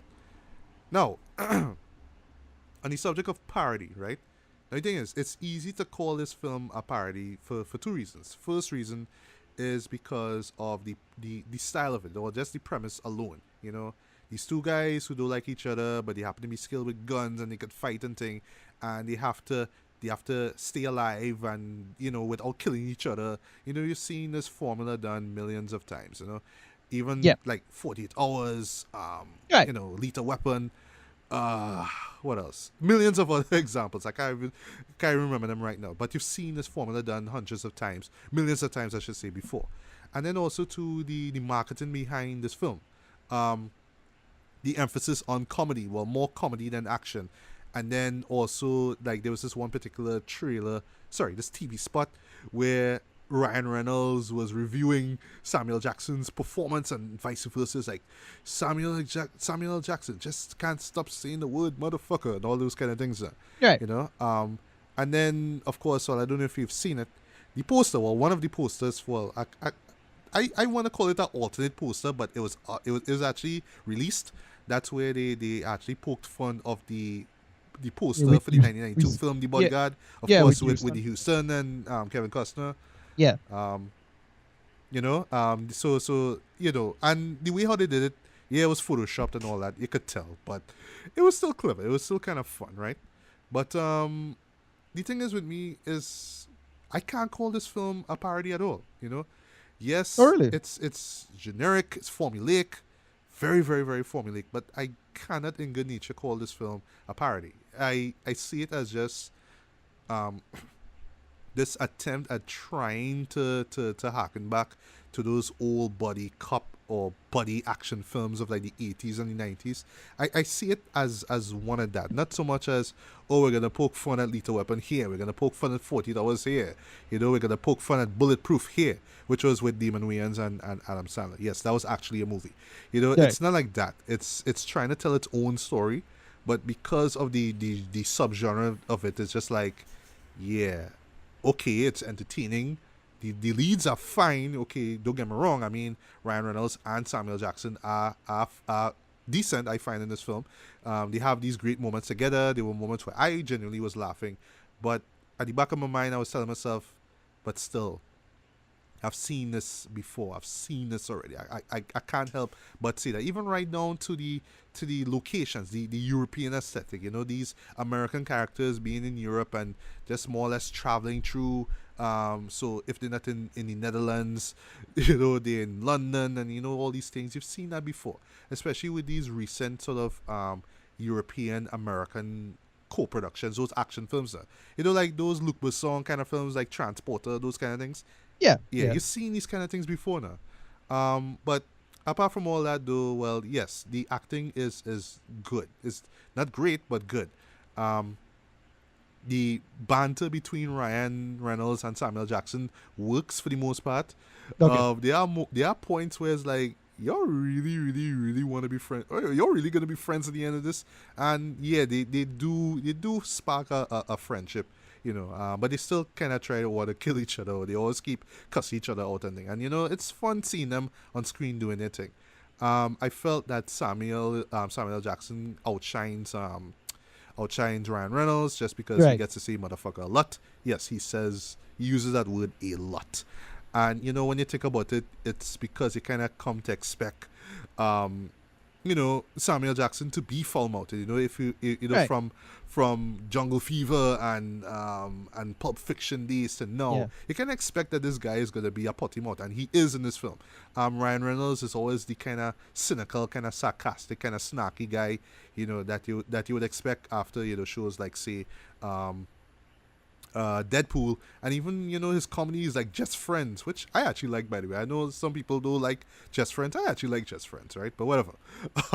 But yeah, so it's pretty much those two actors playing themselves, or playing what they know the audience is gonna expect from them. And because you kind of know what to expect from both of them, you know, the chemistry kind of works, but at the same time it's kind of predictable. It's like, you know, Samuel Jackson is gonna be this way, you know, Ryan Reynolds is gonna be that way, you know. They're not gonna work out. They're not gonna get along here or there. You know, you can't expect those things, unfortunately. Salma Hayek, sorry, I did not expect. Well, not so much I didn't expect her to be in the show, but I didn't expect her to be such a standout here. And I'm not just talking about looks, because yes, she is pretty. She is getting old, but yeah, she's still fine as hell. But here she plays Darius's husband, and she is just as foul-mouthed as he is. But the thing is that you hardly see her. There's just like these few scenes with her. She's in prison, and they're trying to get information about her. It's like, you know, where's Darius? Where would Darius be? And, you know, she's just cussing these guys out. She would even use Spanish on them as well. You know, you know, when she's there. And I think the whole gimmick there is like, oh my God, Salma Hayek cussing so much. There was even this guy who was sitting down next to me while I was watching films, like, oh my God, this is Salma Hayek cussing, my way. But every time she was on screen, people were just laughing at her, you know what I mean? They were just laughing their asses off. Elodie Young, Electra, she's fine as well. They don't really give her that much to do. She's just there, you know. She's just there trying to do what Interpol tells her to do, but then, slight spoiler, she kind of realizes there's something going on behind the scenes there. They even touch on the relationship that she had with Ryan Reynolds' character as well. And there's even this flashback scene involving how the two of them met together. And similar to Atomic Blonde, they use these on the nose songs as well. So like in that one particular sequence, they use I Want to Know What Love Is. And like, yes, I know they're going for humor there, and dark humor I should say. But I felt at that moment it didn't fall flat for me. It just kind of didn't really do anything for me. There's a flashback sequence with Samuel Jackson and Salma Hayek, how they met. That actually was pretty entertaining. You know, it was really dark humor as well. But you know, that brings in one main issue I had with this movie here, which is the runtime. This movie clocks in at close to 2 hours. And I felt they could have cut out at least like 50 minutes out of that. Including those flashback sequences, you know, like, yes, they're funny moments. Okay, I see what they're going for, but still it's like, come on, we need to pick up the pace. We need to move, you know? Because if it's like an action scene and then it will stop and then have these moments with these characters where Ryan and Samuel will talk to each other and then an action scene, back and forth, back and forth, back and forth. And it's just this formula, you know what I mean? But still, you could have just take out 50 minutes from that and you would have had a more decent film, in my opinion. But the biggest the biggest flaw with this movie though is Gary Oldman. Now, not saying his character was terrible, but he was just so underutilized. But there was even points where you swear this guy was in a different movie. There's like his introductory scene in the film is so dark, Jed. Like it like this huge tonal shift, right? Even early on in the film, it's like you swear you watching this like real, graphic, violent, movie that's some so visceral now, even though you don't see any blood in it, but just the tone of it is just so bleak now, and then you're going back to this whole kind of haha comedy action humor afterwards. It just didn't work there. But I felt, because it's Gary Oldman, one of the best actors working today, they could have done more with this guy. He was just, he is what he is. He is just this dictator. He has his European accent here.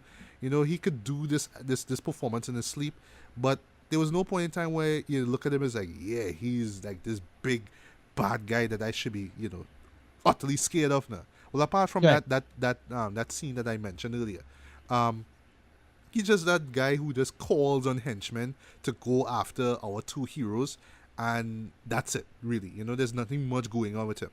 Yeah. The action sequences I thought were well, shot, well put together. I heard that it was a drastic improvement over the action sequences in Expendables 3. I could be wrong. I haven't seen Expendables 3, but yeah. Yeah. But the thing is with those scenes, I mean, yes, they are fun to watch and stuff like that, but at times it did feel like it's not funny. It's like real, like, okay, the best way to describe it is that there's one action sequence where you see it in the trailer where Ryan Reynolds is fighting a guy in this hardware store.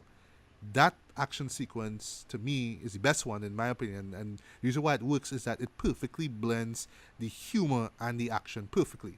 It does that well, and you get to see the characters being themselves. Of course, Ryan being that guy where it's like, pass me the gun, pass it now, that kind of thing. That's how you expect him to be, but everything else is just your typical shaky cam, your car chase scene, your explosions, your this, your that. Yes, they look good. Yes, they're fun to watch, especially when you're eating a whole bag of popcorn like I did. But still, it's like, if you've seen one action sequence like this, you've seen them all basically. It's nothing new here. One other thing that threw me off, I don't think a lot of people really mention it.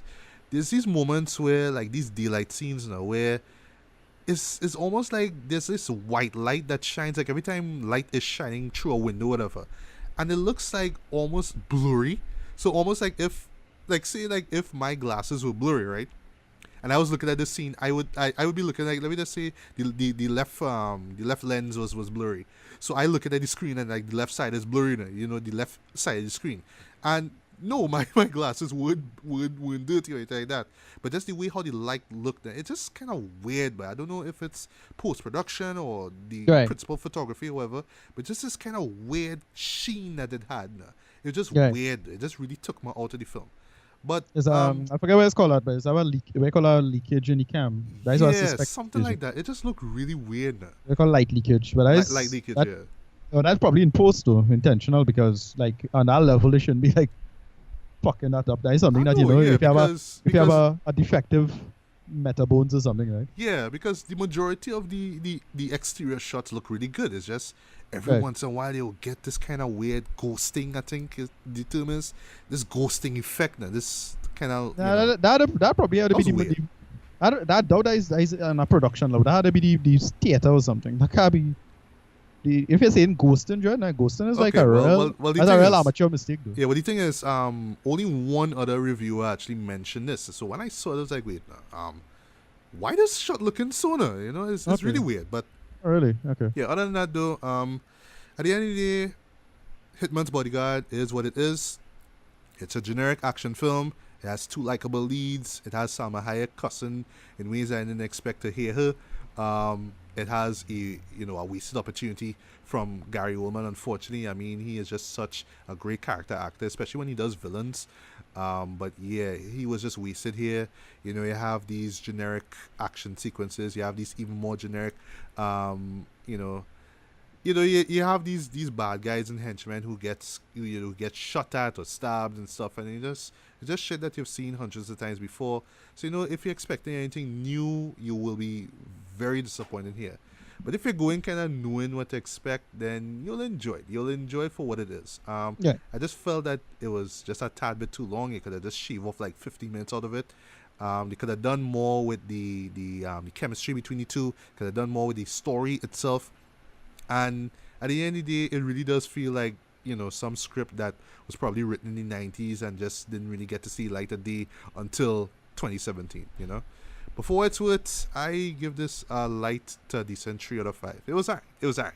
It's one of those shows, like, if you have nothing to do on a Saturday night and it's on TV or you have it on home media or whatever, you just pop it in, you pop some popcorn, you get some beers, get real drunk and you'll have fun with it. But don't go into this thing expecting, an intelligent plot or logic or anything like that. It's just dumb, mindless action fun. But because of the 2 leads, that's really what makes it worth watching. Okay. Yeah. So, and now, folks, the moment of truth. The moment you all been waiting for, hopefully. We are going to talk about Death Note. Yeah, boy. The Netflix version. The Netflix edition, if you will. All right. So before we begin, just a little backstory about Death Note, right? So back in the 2000s, when I was very, very heavily into anime, I think I can't remember who it is, but somebody recommended that I check out the anime for Death Note, right? Yeah. And this was around the time when I had to read subs and all that kind of stuff. So enjoyed it. I saw it. I enjoyed it. It blew me actually. This was something that the premise sounds so incredibly dark and so twisted and demented, but the way how it kept me on edge and it kept me engaged throughout the entirety of the 2 seasons that it ran for, was just amazing. This was, to me, it's still, in my opinion, one of the best anime I've seen in a long while, actually. Probably arguably one of the best anime of the past decade here. It was so good that I actually watched it over with the English dub, and I thought the English dub was fantastic. I didn't get around to watching the majority of the live action films that they made in Japan. In Japan, I started watching like the first half hour of one, and then I just got bored. Cause I find that the story just ran really slow. Yeah, exactly. Yeah, it was one of them. Yeah. And I'll just say this before we jump into your history of the film. I know there's some I know in general people weren't really wowed by the end of the series itself, especially what they do with a certain character, L. But I still enjoyed it for what it was. It wasn't like the best end there, but still overall, I really enjoy Death Note. So what's your history on Death Note? I got into it at roughly the same time I assume as you, which is roughly about 10 years ago or so. Around time when it started to pick up. Death Note just is one of those shows that totally work in terms of like pacing, structure, and just the world. And then just the characterization. And again, for me, it kind of started to fall flat around the halfway mark when something big happens to a certain character. But it's still a solid series and a true classic. And what's truly notable about that series as well is probably one of the most memorable OPs ever. The second OP to Death Note. Oh boy. Yeah, just over the top black metal kind of vibes that they decide to go for. Yeah, and just imagine bashing your head on a wall until it bleeds. Yeah. That's that type of music. Yeah, just wildness. So yeah. I actually love the end music that they use for that second season though. I thought that was so dark and dreary. And it is most notable for just being really, really smart, conscientious writing. Exactly, and not just dark and visceral for the sake of well, we'll get into that with this movie. And the live action movies as well. It didn't have these like classic moments like Death Note. There's this 2 moments in the original Death Note. At least the anime. I can't say anything about the light novel or even the manga. Never read those. But it have 2 moments. The part with 2 cell phones, and there's a really clever part with involving a bag of potato chips. It's just the context of that just totally worked now in terms of like good writing and leading up and pacing. And let us get into the review itself. Yeah. Of this new Death Note and. Well, we're just going to straight up say it. Why it didn't work?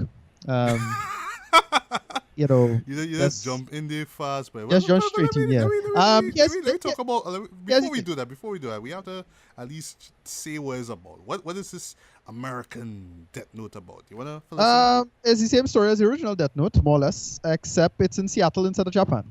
Yes. That's it. It doesn't change, and certain characters' like races Yagami change anymore. and it's Light Turner. Yeah, whatever. Tuna. Just everything Americanized. So it's the Americanized version of it. They changed the character of L is played by a black guy, played by Lakeith Stanfield. Mm-hmm. Ryuk is the same character, roughly, from the anime. Played by which I thought was quite voiced good. by Willem Dafoe, Willem Dafoe, yeah, it's pretty good actually. And yeah, this didn't. Now here's the thing. I'm just gonna just straight up say it. I didn't hate this as much as I expected to.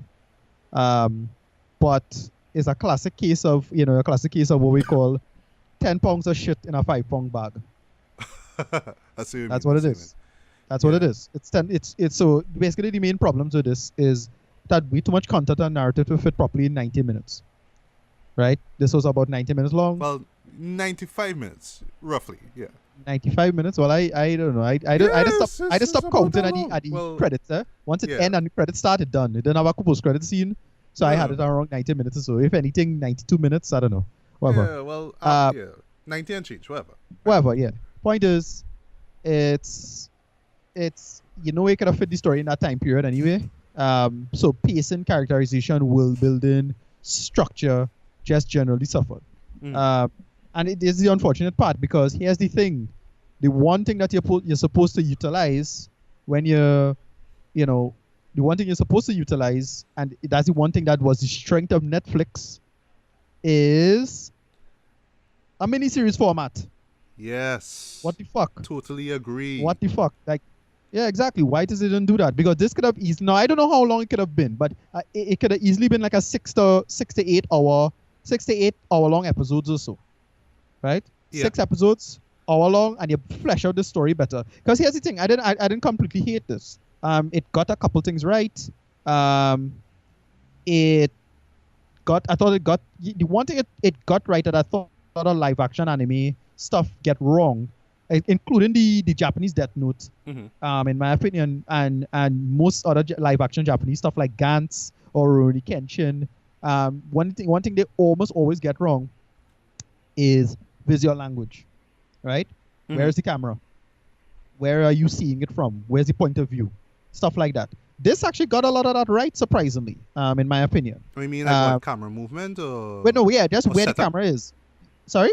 You mean where the camera is set up or? Yeah, where the camera is, where the shot is, from whose angle, where it from. Yeah, it got a lot of that right, surprisingly, in my opinion. Like especially some of that opening sequences and when it's time for Light to kill off people, when he was doing this thing to kill off people. Right.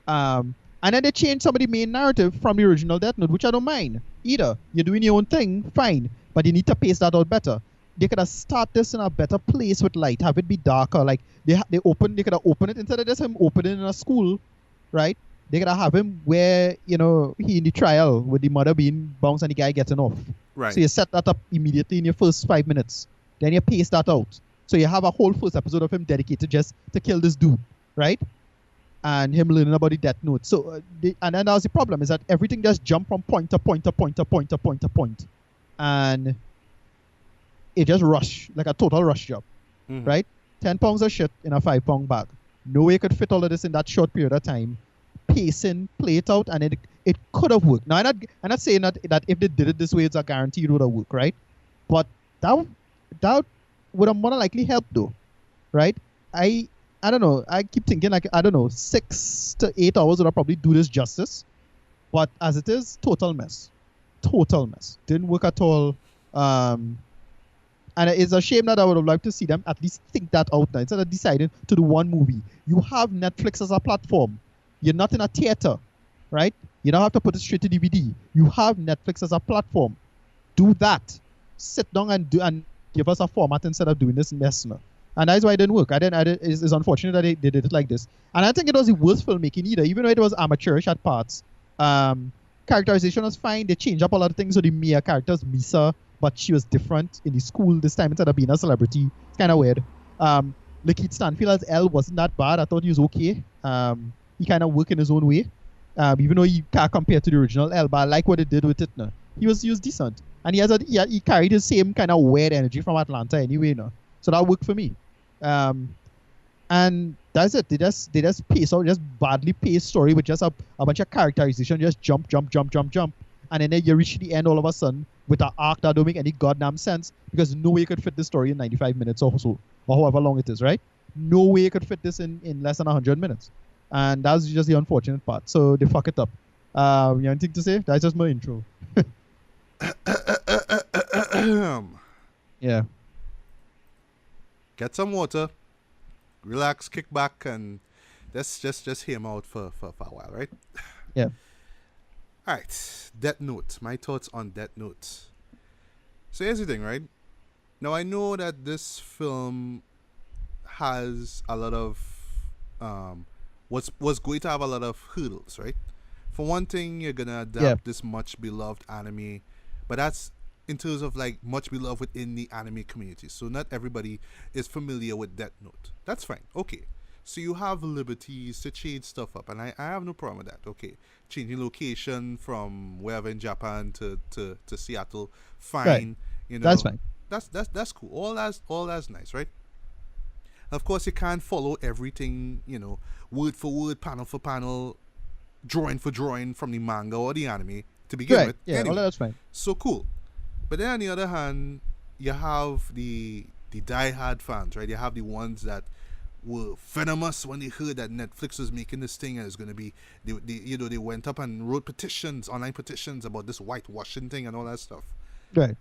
I am going to look at this film from the middle of it. More on the side of it being a film and not so much as I'm going to approach it, more of from a film critic perspective, not so much as a diehard fan of this thing, because yes, I watched Death Note twice, but that was years ago. So I can't sit back and be like, well, that wasn't in the anime, that wasn't in the anime, that wasn't in the anime. I don't have time for that. Come on, I don't. No, yeah. So I have to talk about this thing as a movie. And as a movie, this is a failure. An epic failure. Yeah, total failure. It didn't work. And here's the thing. It didn't have to be a failure. It could have been something better. Something way better.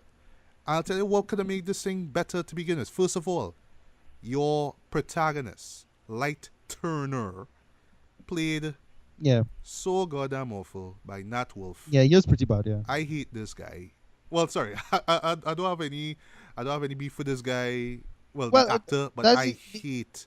Here's the problem. Again, I kind of you kind of see me coming on the side of this film. Again, I would have loved to see. Again, I talking counterfactual, so it's kind of a bullshit argument in that sense. But again, it would have been good to see what a 6-hour run of this would have been like, so you get to see his character change over time. Yeah, you're right. You're absolutely right. Yeah, him at the start screaming like a bitch make perfect sense to me, right? Oh yeah, that scream though when he sees it was funny and silly, but it makes perfect sense to me. Like I like that. I thought that a lot of that worked in terms of like, this him just screaming and melting down, and then because he hate the guy and he's a little bit of a psycho himself, when he see the guy head get blown and they do the what's the name of those movies, Jared? The Final Destination thing. Final Destination, right? That kind of I'll talk about Final Destination. They had that kind of the Final Destination style of I forget what it's called, but the Rube Goldberg machine kind of approach to things now. This happened. And then somebody get a head blow or suddenly you lost head, that kind of thing, right? Right. And well, it looks like an accident, but it's kind of not, Right, exactly. The thing with it is that they cannot make it work, but because again it's only 90 minutes, it just no way to tell the story in time, because it's just all right, you had to do this, they didn't establish him properly, then all of a sudden you just get a Death Note, and then all of a sudden, and this is what 15 minutes or so, that's supposed to happen in 40 minutes, like the first big Death Note death of the Death Note working, so you really get a sense of half hour at least, or at least the end of the first act. At least, first, right, exactly. Not 10, and everything just jump. No. Yeah. Right. But I'll talk about pacing in a bit too. Yeah. Yeah. The main thing is it's just a rush job. I mean, right. I couldn't get myself to hate somebody's visual language and what he was going for now. in terms of the shot and angle. Like, I was like, yeah, this isn't so bad in that sense. But it's just, yeah, you just jump to the next point, and then they jump to L, and then L do this all of a sudden, and then you learn all of this about L all of a sudden. It's like, nah, dog, all of this shit's about to happen over hours now. So you binge watch this like a Defenders season now. Yeah. And that's the thing. It just they messed it up in that way. It might have actually gone over a little bit better than Defenders did, to be honest. To be yeah, fair. exactly. And that's the problem. It's just this was just, that's the thing. Anyway, go ahead. Right. Continue. Right. So back to our scene, right? So yeah, Nat Wolff as Lightner. That guy was just so goddamn annoying, boy. He was just so unlikable, and that's the thing. Like, you're right to do. If they gave this thing more breathing space, if you will, breathing room. Sorry. Yeah. Exactly. You could have developed that character way better. But throughout the course of 95 minutes, I saw little to no character development from this guy. Yeah, he was still the same whiny bitch at the beginning, and he was the whiny bitch at the very end. I hated this guy. And now, to compare to the anime now with Light Yagami. In that anime and manga, I should say, you saw how his character was from the beginning, right? He was smart, he's getting the A's or whatever. But as he got this death note and he understood the power of it and what he could do in terms of, changing the world and stuff, you saw his character break down. And, it's just, and that's the whole message of the film now, is like, what would happen if you were given this opportunity to the power, right? The power now, and how that power could corrupt you. That was the message of Death Note. Here is just he learned the rules briefly, and this is the first red flag for me. Well, one of many red flags, right? Okay, so Ryuk shows up and tells him all this stuff. I'll talk about Ryuk in a bit, right? It tells him about all this stuff about what the Death Note could do, and all you have to do is just write the name and how this person gonna die. You have this bully, right?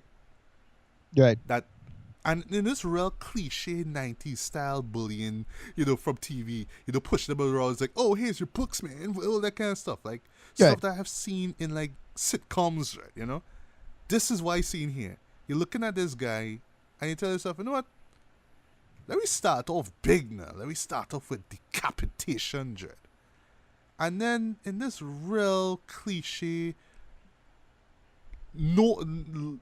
illogical Final Destination ripoff, this guy gets decapitated. I was just watching this scene. I was like, "What's this? This is a parody or something. This is a spoof of Final Destination. We didn't end this style of horror years ago. We're going back to this. What's this?"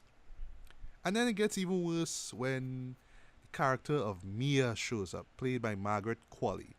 Yeah, well, she was what I thought was just what I thought that Light Turner was going to be the only unlikable character in this show. Mia came into the scene. Yeah, and she was I forget she was in that show. She was in Leftovers as the daughter thing. Okay. So I like the actress. She's solid in that show, but she was a mess in this. Yeah, no beef with her. No beef with her at all. Yeah. But still, I just hated her character. I hated she didn't work at all either. How she kind of gravitated to this man so quickly. It didn't make sense. How she was trying to be all oblivious. Like, this is one scene, I don't know, at this when they during basketball practice, he has the book out and talking to her about the book, right? And Ryuk is behind him. Sorry, Ryuk is behind her. And then it's like, who you talking to? Oh, I'm just talking to this dead god. Sorry, I'm talking to Ryuk. He's a dead god. And she's like, oh, okay. What? Why? Yeah, it didn't work. Okay, so PSN. Yes, right. So yes. Logically, I'm gonna add a little bit of, like, what you say, Captain Hindsight to this. So yes, maybe you assume that Light is a little crazy. He's a little off the rockers, right? So he's seeing things and stuff like that. But you're not just gonna brush off like, oh, okay, come on. The man could be a psycho, or you just all like, well, I want to know more because you have this book that you keep telling me could kill people. Ooh. But she does bring in a little bit of logic here, where they have the scene where they go into these net forums and they talk about, oh, well, we can't really kill this guy because you don't really know if he killed this thing, if he really did this crime or whatever like that. Okay, you haven't seen this guy's face. You don't know. You can't really validate, fully if he did the crime or not or whatever like that. That was cool. But still, her being in this film was just a waste to me. Their relationship was so forced. Like this scene where they went inside, rushed as well too, where is either in Light's house or Mia's house. I don't know. I can't remember. Where and it's all dark and stuff. Is like, are you gonna kiss me? And like they hesitate a little bit, and then they finally do it as soon as the music pops up. I'll talk about music as well. And then we get to this whole montage thing where it's like Bonnie and Clyde basically. Right. Oh, well, now we are this group called, well, technically Light is Kira, right? I like the fact that they explain. Kira. Here's the thing, they surprisingly nice. explain the things that I noticed in the trailer. I was like, oh, it doesn't make any sense, or that didn't make any sense. Yeah. Like they explain a lot of that. Like they explain Ellen this kind of, but again, rush job, so it didn't matter. I'll talk about L. I'll talk about L too. Don't worry. But yeah, right. So I guess getting back to those two, right? And then you have this montage, right, where now we're seeing Kira's influence over the world and people dying and all that kind of stuff. And it's just a bunch of like generic Hollywood-looking Final Destination-esque kind of deaths. And it's like all these different people, some Spanish dictator, some guy here, some guy over there, and like to the untrained eye, like if you knew nothing about the anime or the manga, right? You're watching this thing. You gotta ask yourself, okay, so suddenly you just wake up in the morning and you just realize, you know what? We should just kind of wipe out each and every bad guy that on the news read because we have this power. Well, again, sounds smart, right? Sounds smart on paper, but because they don't really develop this, they don't develop the motivations as to why they will do what they do. You give us this rush montage. We're supposed to be like, wow, yes, because we buy into this. No. It was in like what, a minute of dialogue, they set up the father couldn't do anything about the mobster because he get away from killing the mother. Yeah. This thing with his dad, who's played by Shea Wingham. Last time I saw him was in what was the show?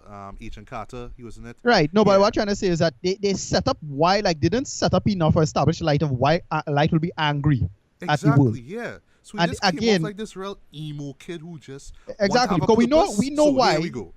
We know why, and they put it in again in like less than a minute of dialogue. They're arguing over dinner. Yeah. Right.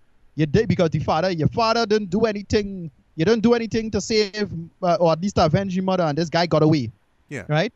And he gave vexed with him, and the father was like, "Well, I'm gonna pretend you didn't say this because you see your friend dead in school, right?" Right.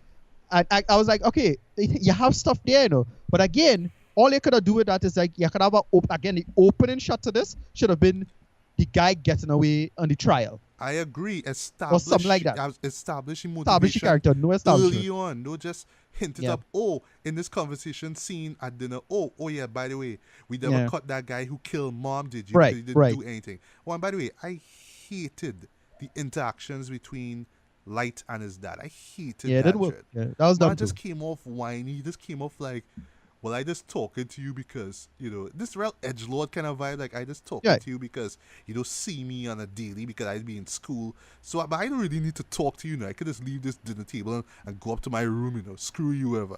I just hated those moments. And it's a shame because she is a great actor. But you give him, you let him be all, like, you know, trying to interact with this douchebag, Dread. It don't work. There's one scene, Dread, where... is right wrong with the whole investigation thing really starts off, and this is right after L, who's played by Lakeith Stanfield, as you said, goes up and has his press conference out of the blue, revealing himself physically, not so much his face, and telling them, well, I know who you are, L, I know who you are, Kira, blah blah blah blah blah, which by the way is not how the L in the anime would do things, but I'll talk about that later on. And then like everybody fearing that the father could be in danger now. So by the time the father comes home, I just seeing Light stand up there and then suddenly he just come and hug the man, just so. Right. Nothing earned about it, just happens. Like, oh, okay, the director told me to hug him, okay, I'm gonna hug him. I'm gonna try to look sad and I'm trying to look like I care about him. But then later on, Mia trying to kill him, and I wouldn't spoil anything beyond that point. But yeah. But yeah, you have this unlikable character, this main character here.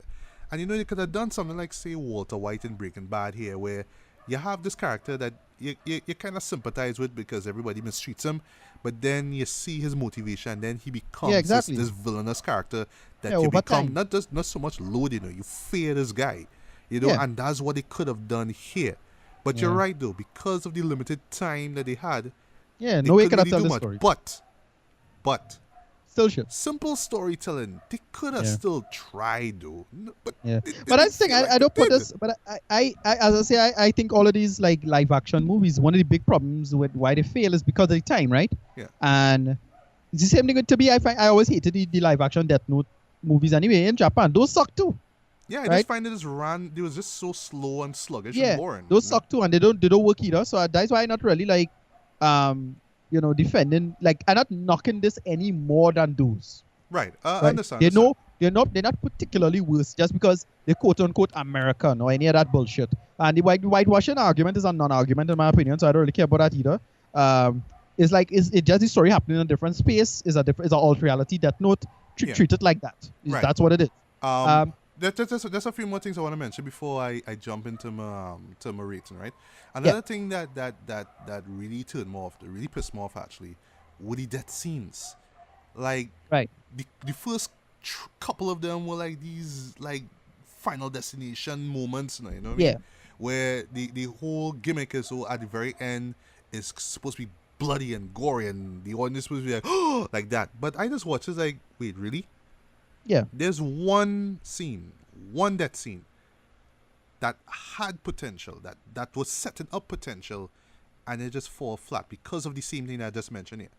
It's where these undercover cops, after, L contacts them and tell them, okay, get to the nearest hospital, like knows who you are, get to the hospital now. Yeah, and they have this nice scene. It starts off really nice, right? Where all these cops going up these steps, onto the top of a building. Right. All of them stand up on the ledge, on the edge of the roof. And drop down. Now you could have had and they had this nice little slow-mo thing that they was doing here. They could have had this great moment, right? Really subversive, really dark, really twisted, where it's just these guys just falling in slow motion from this building. As soon as the first guy hit the ground and splat, it just cuts to black. Yeah, dumb. And that's the next thing. That's one thing that really another problem. Another issue. Just to finish. I'm sorry. Is that as much as you want to be all dark and R-rated and edgy and so graphic, it never goes beyond a certain limit. Like, here you have this thing about this guy who could pretty much kill you in the most violent way imaginable, and yet we'll just give you a little glimpse. Here's a little blood spot. Yeah. But not too much though, because it's Netflix and we don't want to be accused of being controversial. I mean, whitewashing aside, we don't want to be all controversial, man. But let me just try to be. Let me just hint at it a little bit, but we never go too far. Why? I don't know. But even like the death scenes in the anime were much smarter than that. They didn't rely on blood. It was just like, oh, this could actually happen at a moment's notice, like the heart attack or this or that. They were more clever. There's something like but somebody like the Yagami would be smarter to say, oh, you think you have the upper hand? Boom, no, that's it. I can just kill you like that. Snap. Right. Not. And that's the thing too. Again, more time in with a help with that, because one of the big problems I had with it as well is that the rules of the Death Note was largely inconsistent. You just kind of show 1 or 2, 3, and then it's like, Rule 64 says you could do that. Yeah, and you could do this and do that, and then what about other people Rule writing 63? in it. I don't know. The girl could write in it, and it's like, wait, she don't own it, and it's like, wait, what? Didn't I establish this earlier? Yeah, one thing that kind of threw me off, where a page of it was ripped off now. Right. And one character has the option to write in it, but you don't know if that person but writes that's the problem. what See, happened, again, now in the anime, they had a lot of loopholes to the rules, but they explained that. Exactly. Right? Because they had time to explain it. But this is like, all of a sudden I could do this, that, and the other. And it's this big convoluted plan all of a sudden being set up for the last, 15 minutes or so, involving both Light and her, as it's trying to outsmart each other, apparently. Because she kind of bad, but not really, and she still love her. Again, inconsistent characterization, so it didn't work. That whole sequence, by the way, I just have a few more things about it. That whole sequence there, I had to rewatch that whole last 15 minutes a few times, because not only was I falling asleep, because this shit was boring, but there were a few more, like, there was so much inconsistency here. I was trying to figure out, okay, it's trying to be smart here, but let me see if I could pick up on what's going on. And then when it ends, it's probably one of the most facepalm worthy endings I've seen to anything this year, where you're trying to be so smart. It's like, oh, yes, guys, this is the big twist. Here you go. And it's like, wait, But somebody like you, because you didn't set up your character properly, Yeah, we don't know. I cannot buy into the fact that a guy like Light Tuna could be that smart to figure it out. Well, Like that's- it's that- Yagami, well, on the that's- other hand, you see how the smart problem this is guy that here's the problem is that he all of a sudden is a big character motivation, so he now have this wherewithal to do this thing with Yeah, her. all of a sudden you thinking 10 steps ahead of everybody. Yeah, When- how? exactly. And it's like, wait, what? Guys, why would you do that thing? And then on top of that, he was regretting it at the end, Yeah. but you're still thinking to have her do this thing anyways. Like, wait, what? Because she had to fall, and she's going to fall and rip the page out to save right. his so, life. So this And like, as we spoiler, wait- both characters fall, right? So Right. if they fell someplace else instead of No, where but you that's the wrote whole in the point is book, that the Death Note's supposed to control that. That's, he put that into it. I get that part. But the problem is that but the he- plausibility of it, though. This no, but that's thinking the whole as a point. It's the Death Note. Death The Death Note has is that power. I concerned accept about. that. Okay. No, okay. the Death Note has that power. I accept that. All right. But okay. that is not what I'm saying. The Right. problem is that him as a person now, again, because he liked this girl and he apparently loved the girl, so he will have the wherewithal to have it play out where she will die, and instead of having him survive alone, it's like, wait, what? So he didn't trust her enough, but I thought he loved her from before. Yeah, So this and they big just weird did character not switch establish again. that. And then once again, because the relationship was so forced, you just Right, don't buy exactly. into it. Yeah, so it just didn't work. Anyway, give it a rating, and then let me give my rating Right. after one. Just a few more things. I'm gonna round things up. Don't worry. Right. The character of L. I mean, yes, Lakeith Stanfield slowly becoming one of my favorite African American actors. And when he's introduced into the film, I thought it was pretty cool.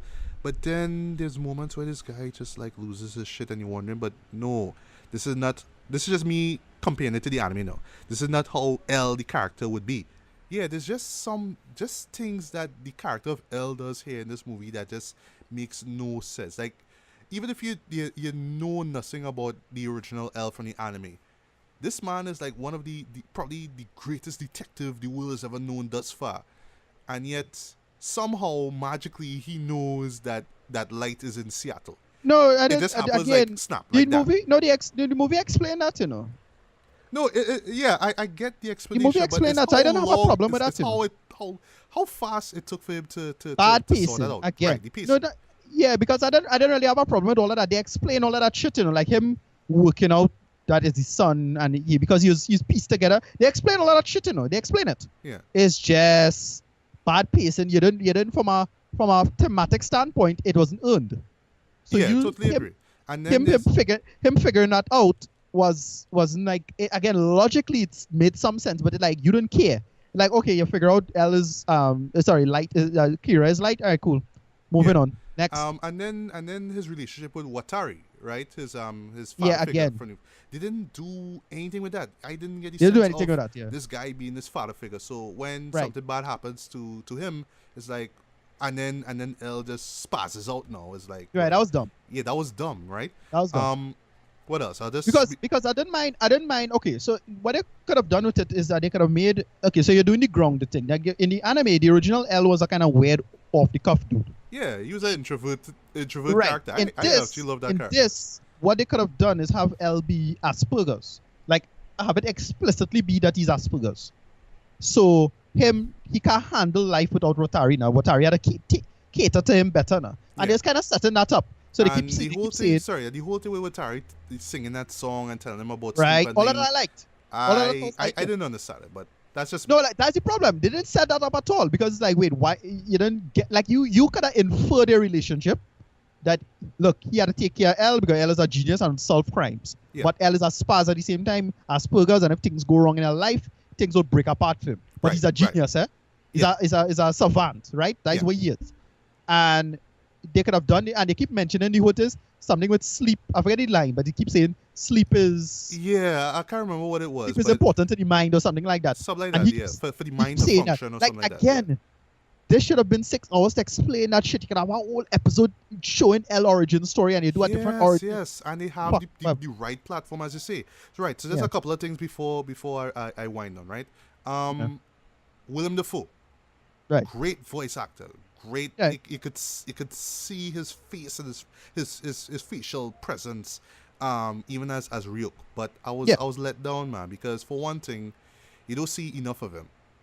Right. Let me admit that. Secondly, there's more to him than just, oh, well, I'm just going to tell you the rules. I'm just going to sit here and watch you figure it out and go, hee hee. What, No, like in the original anime, for example, you right. saw the dimension where he was from and why, you know, Right. they had But other, here's the that thing, gods I was asking him, well, why are you doing this stuff now? I wish I could have seen some more of that. Like a reason for him to be in this film. Not just that I didn't have a big issue with, because in the original anime, I always hated Ryuk's motivations. It was I hated those motivations. He was basically just doing it for the lulz. That's it. Yeah, he was bored. That was the thing. He was bored. He was bored. He liked looking at humans. So like, all right, well, let's see what happens. I hated that as a motivation for a character. I thought they should have done something more clever with it, like him having a human use the Death Note to fuck around with things, would have like give him more power, mess around with the system to gain some advantage in some way. You know? Yeah. Like they could have done something like that. I would have preferred that. Like giving Ryuk more than just, well, I'm bored and I'm doing it for the lulz. I hated that. Right. Original anime. And they kind of roughly did the same thing in this. He just show up, you want to cause chaos, you humans are interested, and then they move on. So you kind of have to imply, or they just kind of assume that the fans know what Ryuk about anyway, moving on. They never explain who write in the book to not trust Ryuk. Right. Never explain that. Never explain that. That's true. So that could be a whole plot. You see why this one is like, oh shit, the original owner, earlier owner, the Death Note, come to help out Light against Ryuk, and they can make it more clever and have Ryuk and Light versus each other in a smarter way. Nope. Yeah, but here's my issue with him though, is that if you are not a fan of Death Note, if it's the first time you see Death Note, right? Yeah. You see this god and this Death God and this book and all that kind of stuff, but you barely see with the film. But you know, you at the back of your mind, you want to know, well, what going on with him? What going on with him though? Like, yeah. How do you exist? That's the question I should ask. Yeah. How do you exist? Why do you exist? Why are you doing what you are doing? I don't know. Yeah, they don't explain. Because I know I have knowledge of the character from the anime, I could say, okay, I understand why he's doing what he's doing. But that's the thing, I hate people it. who I not still fans hate of it. the film, they will just be like, Yeah. oh well, he's just this demonic Monster. force that's just there to persuade Light to do the bad things that he doing. The end. Yeah, it was a mess. Yeah. And finally, well, last but not least, the music choices in this. Right. I didn't care. Spotty, awkward, weird. They set up this whole romantic vibe, which is totally against what the anime was to begin with. Now, okay, yes, I see you want to be all Americanized. They could argue and go in depth and say, well, it's a Bonnie and Clyde for this generation here, whatever it is. But still, when you have your big reveal at the very end of the film, and you have Air Supply's The Power of Love playing in the background, why? I was watching what was going on, trying to keep my eyes open because I was bored. I was hearing the song in the background. I was asking myself, but this don't work. Tonally, these two things don't mesh at all. You're setting up this thing like, oh well, it's about the couple getting away at the end, you know, fleeing the law and all that kind of stuff. That's not what Death Note is about. That's not what that whole sequence was about. So why is the song there? What, to give some kind of 80s aesthetic because it's about it's about teen angst and things. So because it's an American show about teen angst, we must have 80s love ballads. So why that particular one? I don't know. It just didn't work for me. But I didn't pay attention to that. Yeah, but I couldn't help but take note of the music though, because it just stood out. It just stuck out like a sore thumb to me. But if I could just give like one or couple posters, it would be Willem Dafoe, who I thought was great. Just the thought of him being Ryuk is just excellent on paper. And the direction, I thought the direction was great. The way how it's shot, it's directed by Adam Wingard. I haven't seen his other stuff like VHS or what did he do before? and those kind of things. What did he do before? He did a movie called Your Next. He did Blair Witch, which I haven't seen. Right, Blair Witch I hated. The new one, right? Yeah. Oh wait, I did see The Guest. I saw The Guest. The Guest was okay. Same kind of 80s aesthetic. It was okay. Yeah. The cinematography was great as well. This is a really I don't want to say gorgeous, but this movie looks really, really good. Yeah. But still, boy, that story and the characters and the lack of motivation. And how could I forget the pacing? Yes, you are right. The pacing is just so fast. Like Like there's jump. There's so much you could tell here. Yeah. And this whole 95 or 100-minute runtime is just doesn't do it any justice. It needs to be longer than this. Why is it so short? Mm-hmm. Yeah.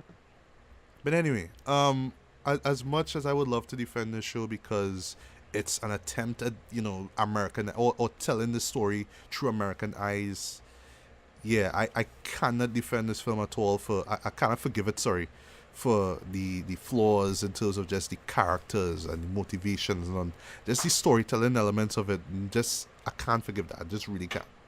Yeah, it's a mess. It doesn't work at all. We'll give it a rating quickly. I will give this a light 2 out of 5. I want my money back. Right. Yeah. I know I didn't spend any money in it, but I still want my money back. Yeah, as I say, £10 a shit in a £5 bag. This could have been they really should have. so They should really better. attempt. They should have really. Again, I know Captain Hindsight stuff, but should have really attempt to do this in 6 episodes or so. 6-hour-long episodes to make this work, and you had to flesh it out a little better, tell backstories, have characters work, and do all of that instead of just stuffing anything into this tiny sardine can. I give it roughly the same score, so it's like a 3 out of 10 for me. It just didn't work. Sadly, it's something that had potential and it utterly squandered. So, moving on. Yeah. Next. Here's the thing, I really I went in this thing with real low expectations. Like I know when it comes to anime to live action adaptations, people are so they so usually furious about it, especially like quite recently with Ghost in Shell, which I actually liked. It's just that this came out a little too late. Should have came out like years ago instead of trying to work this whole 90s sci-fi pre-Matrix aesthetic into 2017 and then dumbing things down so you get a PG-13 rating and more people check it out and all that kind of stuff.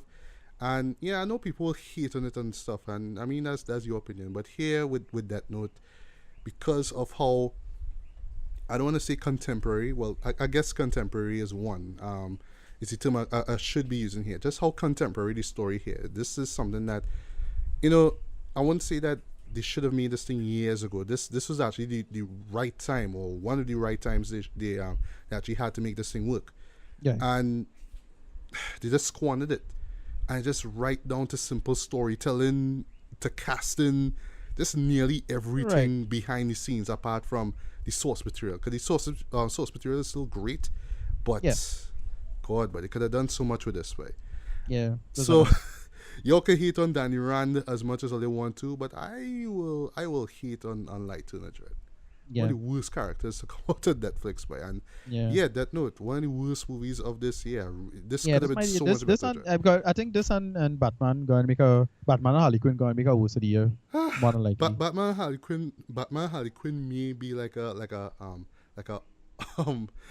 dishonorable mention or some sort, because I mean, yes, I didn't enjoy it, but it didn't like make me want to rip my hair off, that kind of thing. But Death Note did. Definitely did. See, okay. Yeah. See. Oh boy. Anyway, Ricardo, where can we find you online, man? Passat, you can find me at rmeddy on Twitter. That is Passat, RMEDDY, at RMEDDY on Twitter. And then type in my name on Facebook, Ricardo Medina, you can find me there. All right, you can also find me on Twitter as well. Just look for Legally Black MGB and capital letters. You can also find me on Facebook. Just look for my name, Machibili, along with Illegally Black blog official fan base, where you find the link to this podcast here, as well as the others that we've done before, and of course my written reviews. And the subject of that, feel free to like and share this this podcast that you listen to, and share your thoughts on it, man. Let me know what you thought about Batman and Harley Quinn and Atomic Blonde and Hitman's Bodyguard and Death Note. Did you like Death Note at all? And why do you? And if you don't like it, why? Although the reasons are very much clear and obvious, but comment below and let me know. Yeah. All right. Stuff to look forward to. For one thing, I know the VMAs tonight apparently. Yeah, but who cares? Yeah, I don't care. Yeah, I know Kendrick Lamar nominated for stuff, but I don't know. I just have other things in mind right now, so I don't know. Maybe I might give it a look. Right, movies. I ain't really sure what movies coming out. Let me see. Yeah, well, I know in terms of IMAX, we're supposed to gain the first episode of Inhumans very soon. Inhumans, right? Which I'm not excited for because that's looking terrible, frankly. Yeah, I don't know. Maybe if I get a chance to see it, my Max, I'll give it a look. Yeah, Maybe if I get a chance. I might see something, but I know I'm not hyped for that at all. Yeah. What else? There's Kidnap, which every time I see that trailer, I just be like, Yeah, why that this looking movie didn't fucking come out terrible. in the 90s? Could this That have this looking whole fucking 90s terrible. look to it, though? Just everything Yeah, about it's it. kind of a mess. Like, why are you Yeah. watching so? But really though, nothing else though. Well, nothing else until, well, there's an Inconvenient sequel which is next month, Right. and there's It, which is coming out a week afterwards. But other than that, Right, yeah. I ain't good things about it. I heard that early reviews were very, very positive. Yeah. Yeah. So people actually seen what as the else? best Stephen King movie adaptation You know, ever let me made. see what they could do with it. Yeah. But just one thing before I forget, just one quick thing, just a little heads up. This is a little event that's gonna happen. So in the next week or so, I will be celebrating the 6th anniversary of Illegally Black Blog. But Right. I'm gonna actually celebrate things a little bit earlier. Reason being is because my birthday is gonna be up in the next couple of weeks, and I just want that whole weekend to enjoy. So there's this one particular show that has been getting a lot of great buzz and stuff like that, but I think it just got kind of overshadowed by HBO and Game of Thrones, and that would be Twin Peaks. Yes. Yes, Twin Peaks is actually going to come to an end next Sunday, which will be the 3rd of September. So I actually intend on watching that entire season out. I really, really, really am excited to see what David Lynch did with this series here, which he pretty much put on his shelf for like 25 years.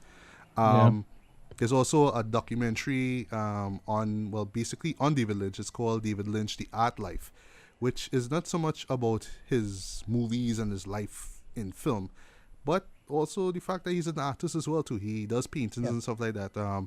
It's getting a home media release through the Criterion Collection. I believe if not September, I believe it's in October. So I'll be doing a review of that.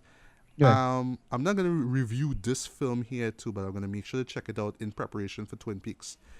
That movie, boy, Fire Walk with Me, which was that one movie which made me kind of retroactively hate the first 2 seasons of Twin Peaks because it didn't give me any satisfying conclusion or explanation of anything, you know. But shockingly enough, this movie is getting a whole media release through the Criterion Collection as well too. I'm like, what? Cool. This crap? Really? Okay. Yeah. So, but I know, you know, when it came out, real people hated on that show. Even right on the Quentin Tarantino had expressed his distaste for it. But over the years, people kind of, you know, with the majority of his films, with a majority of David Lynch's films, sorry, look back at it and say, yeah, this is like probably one of his most underrated masterpieces.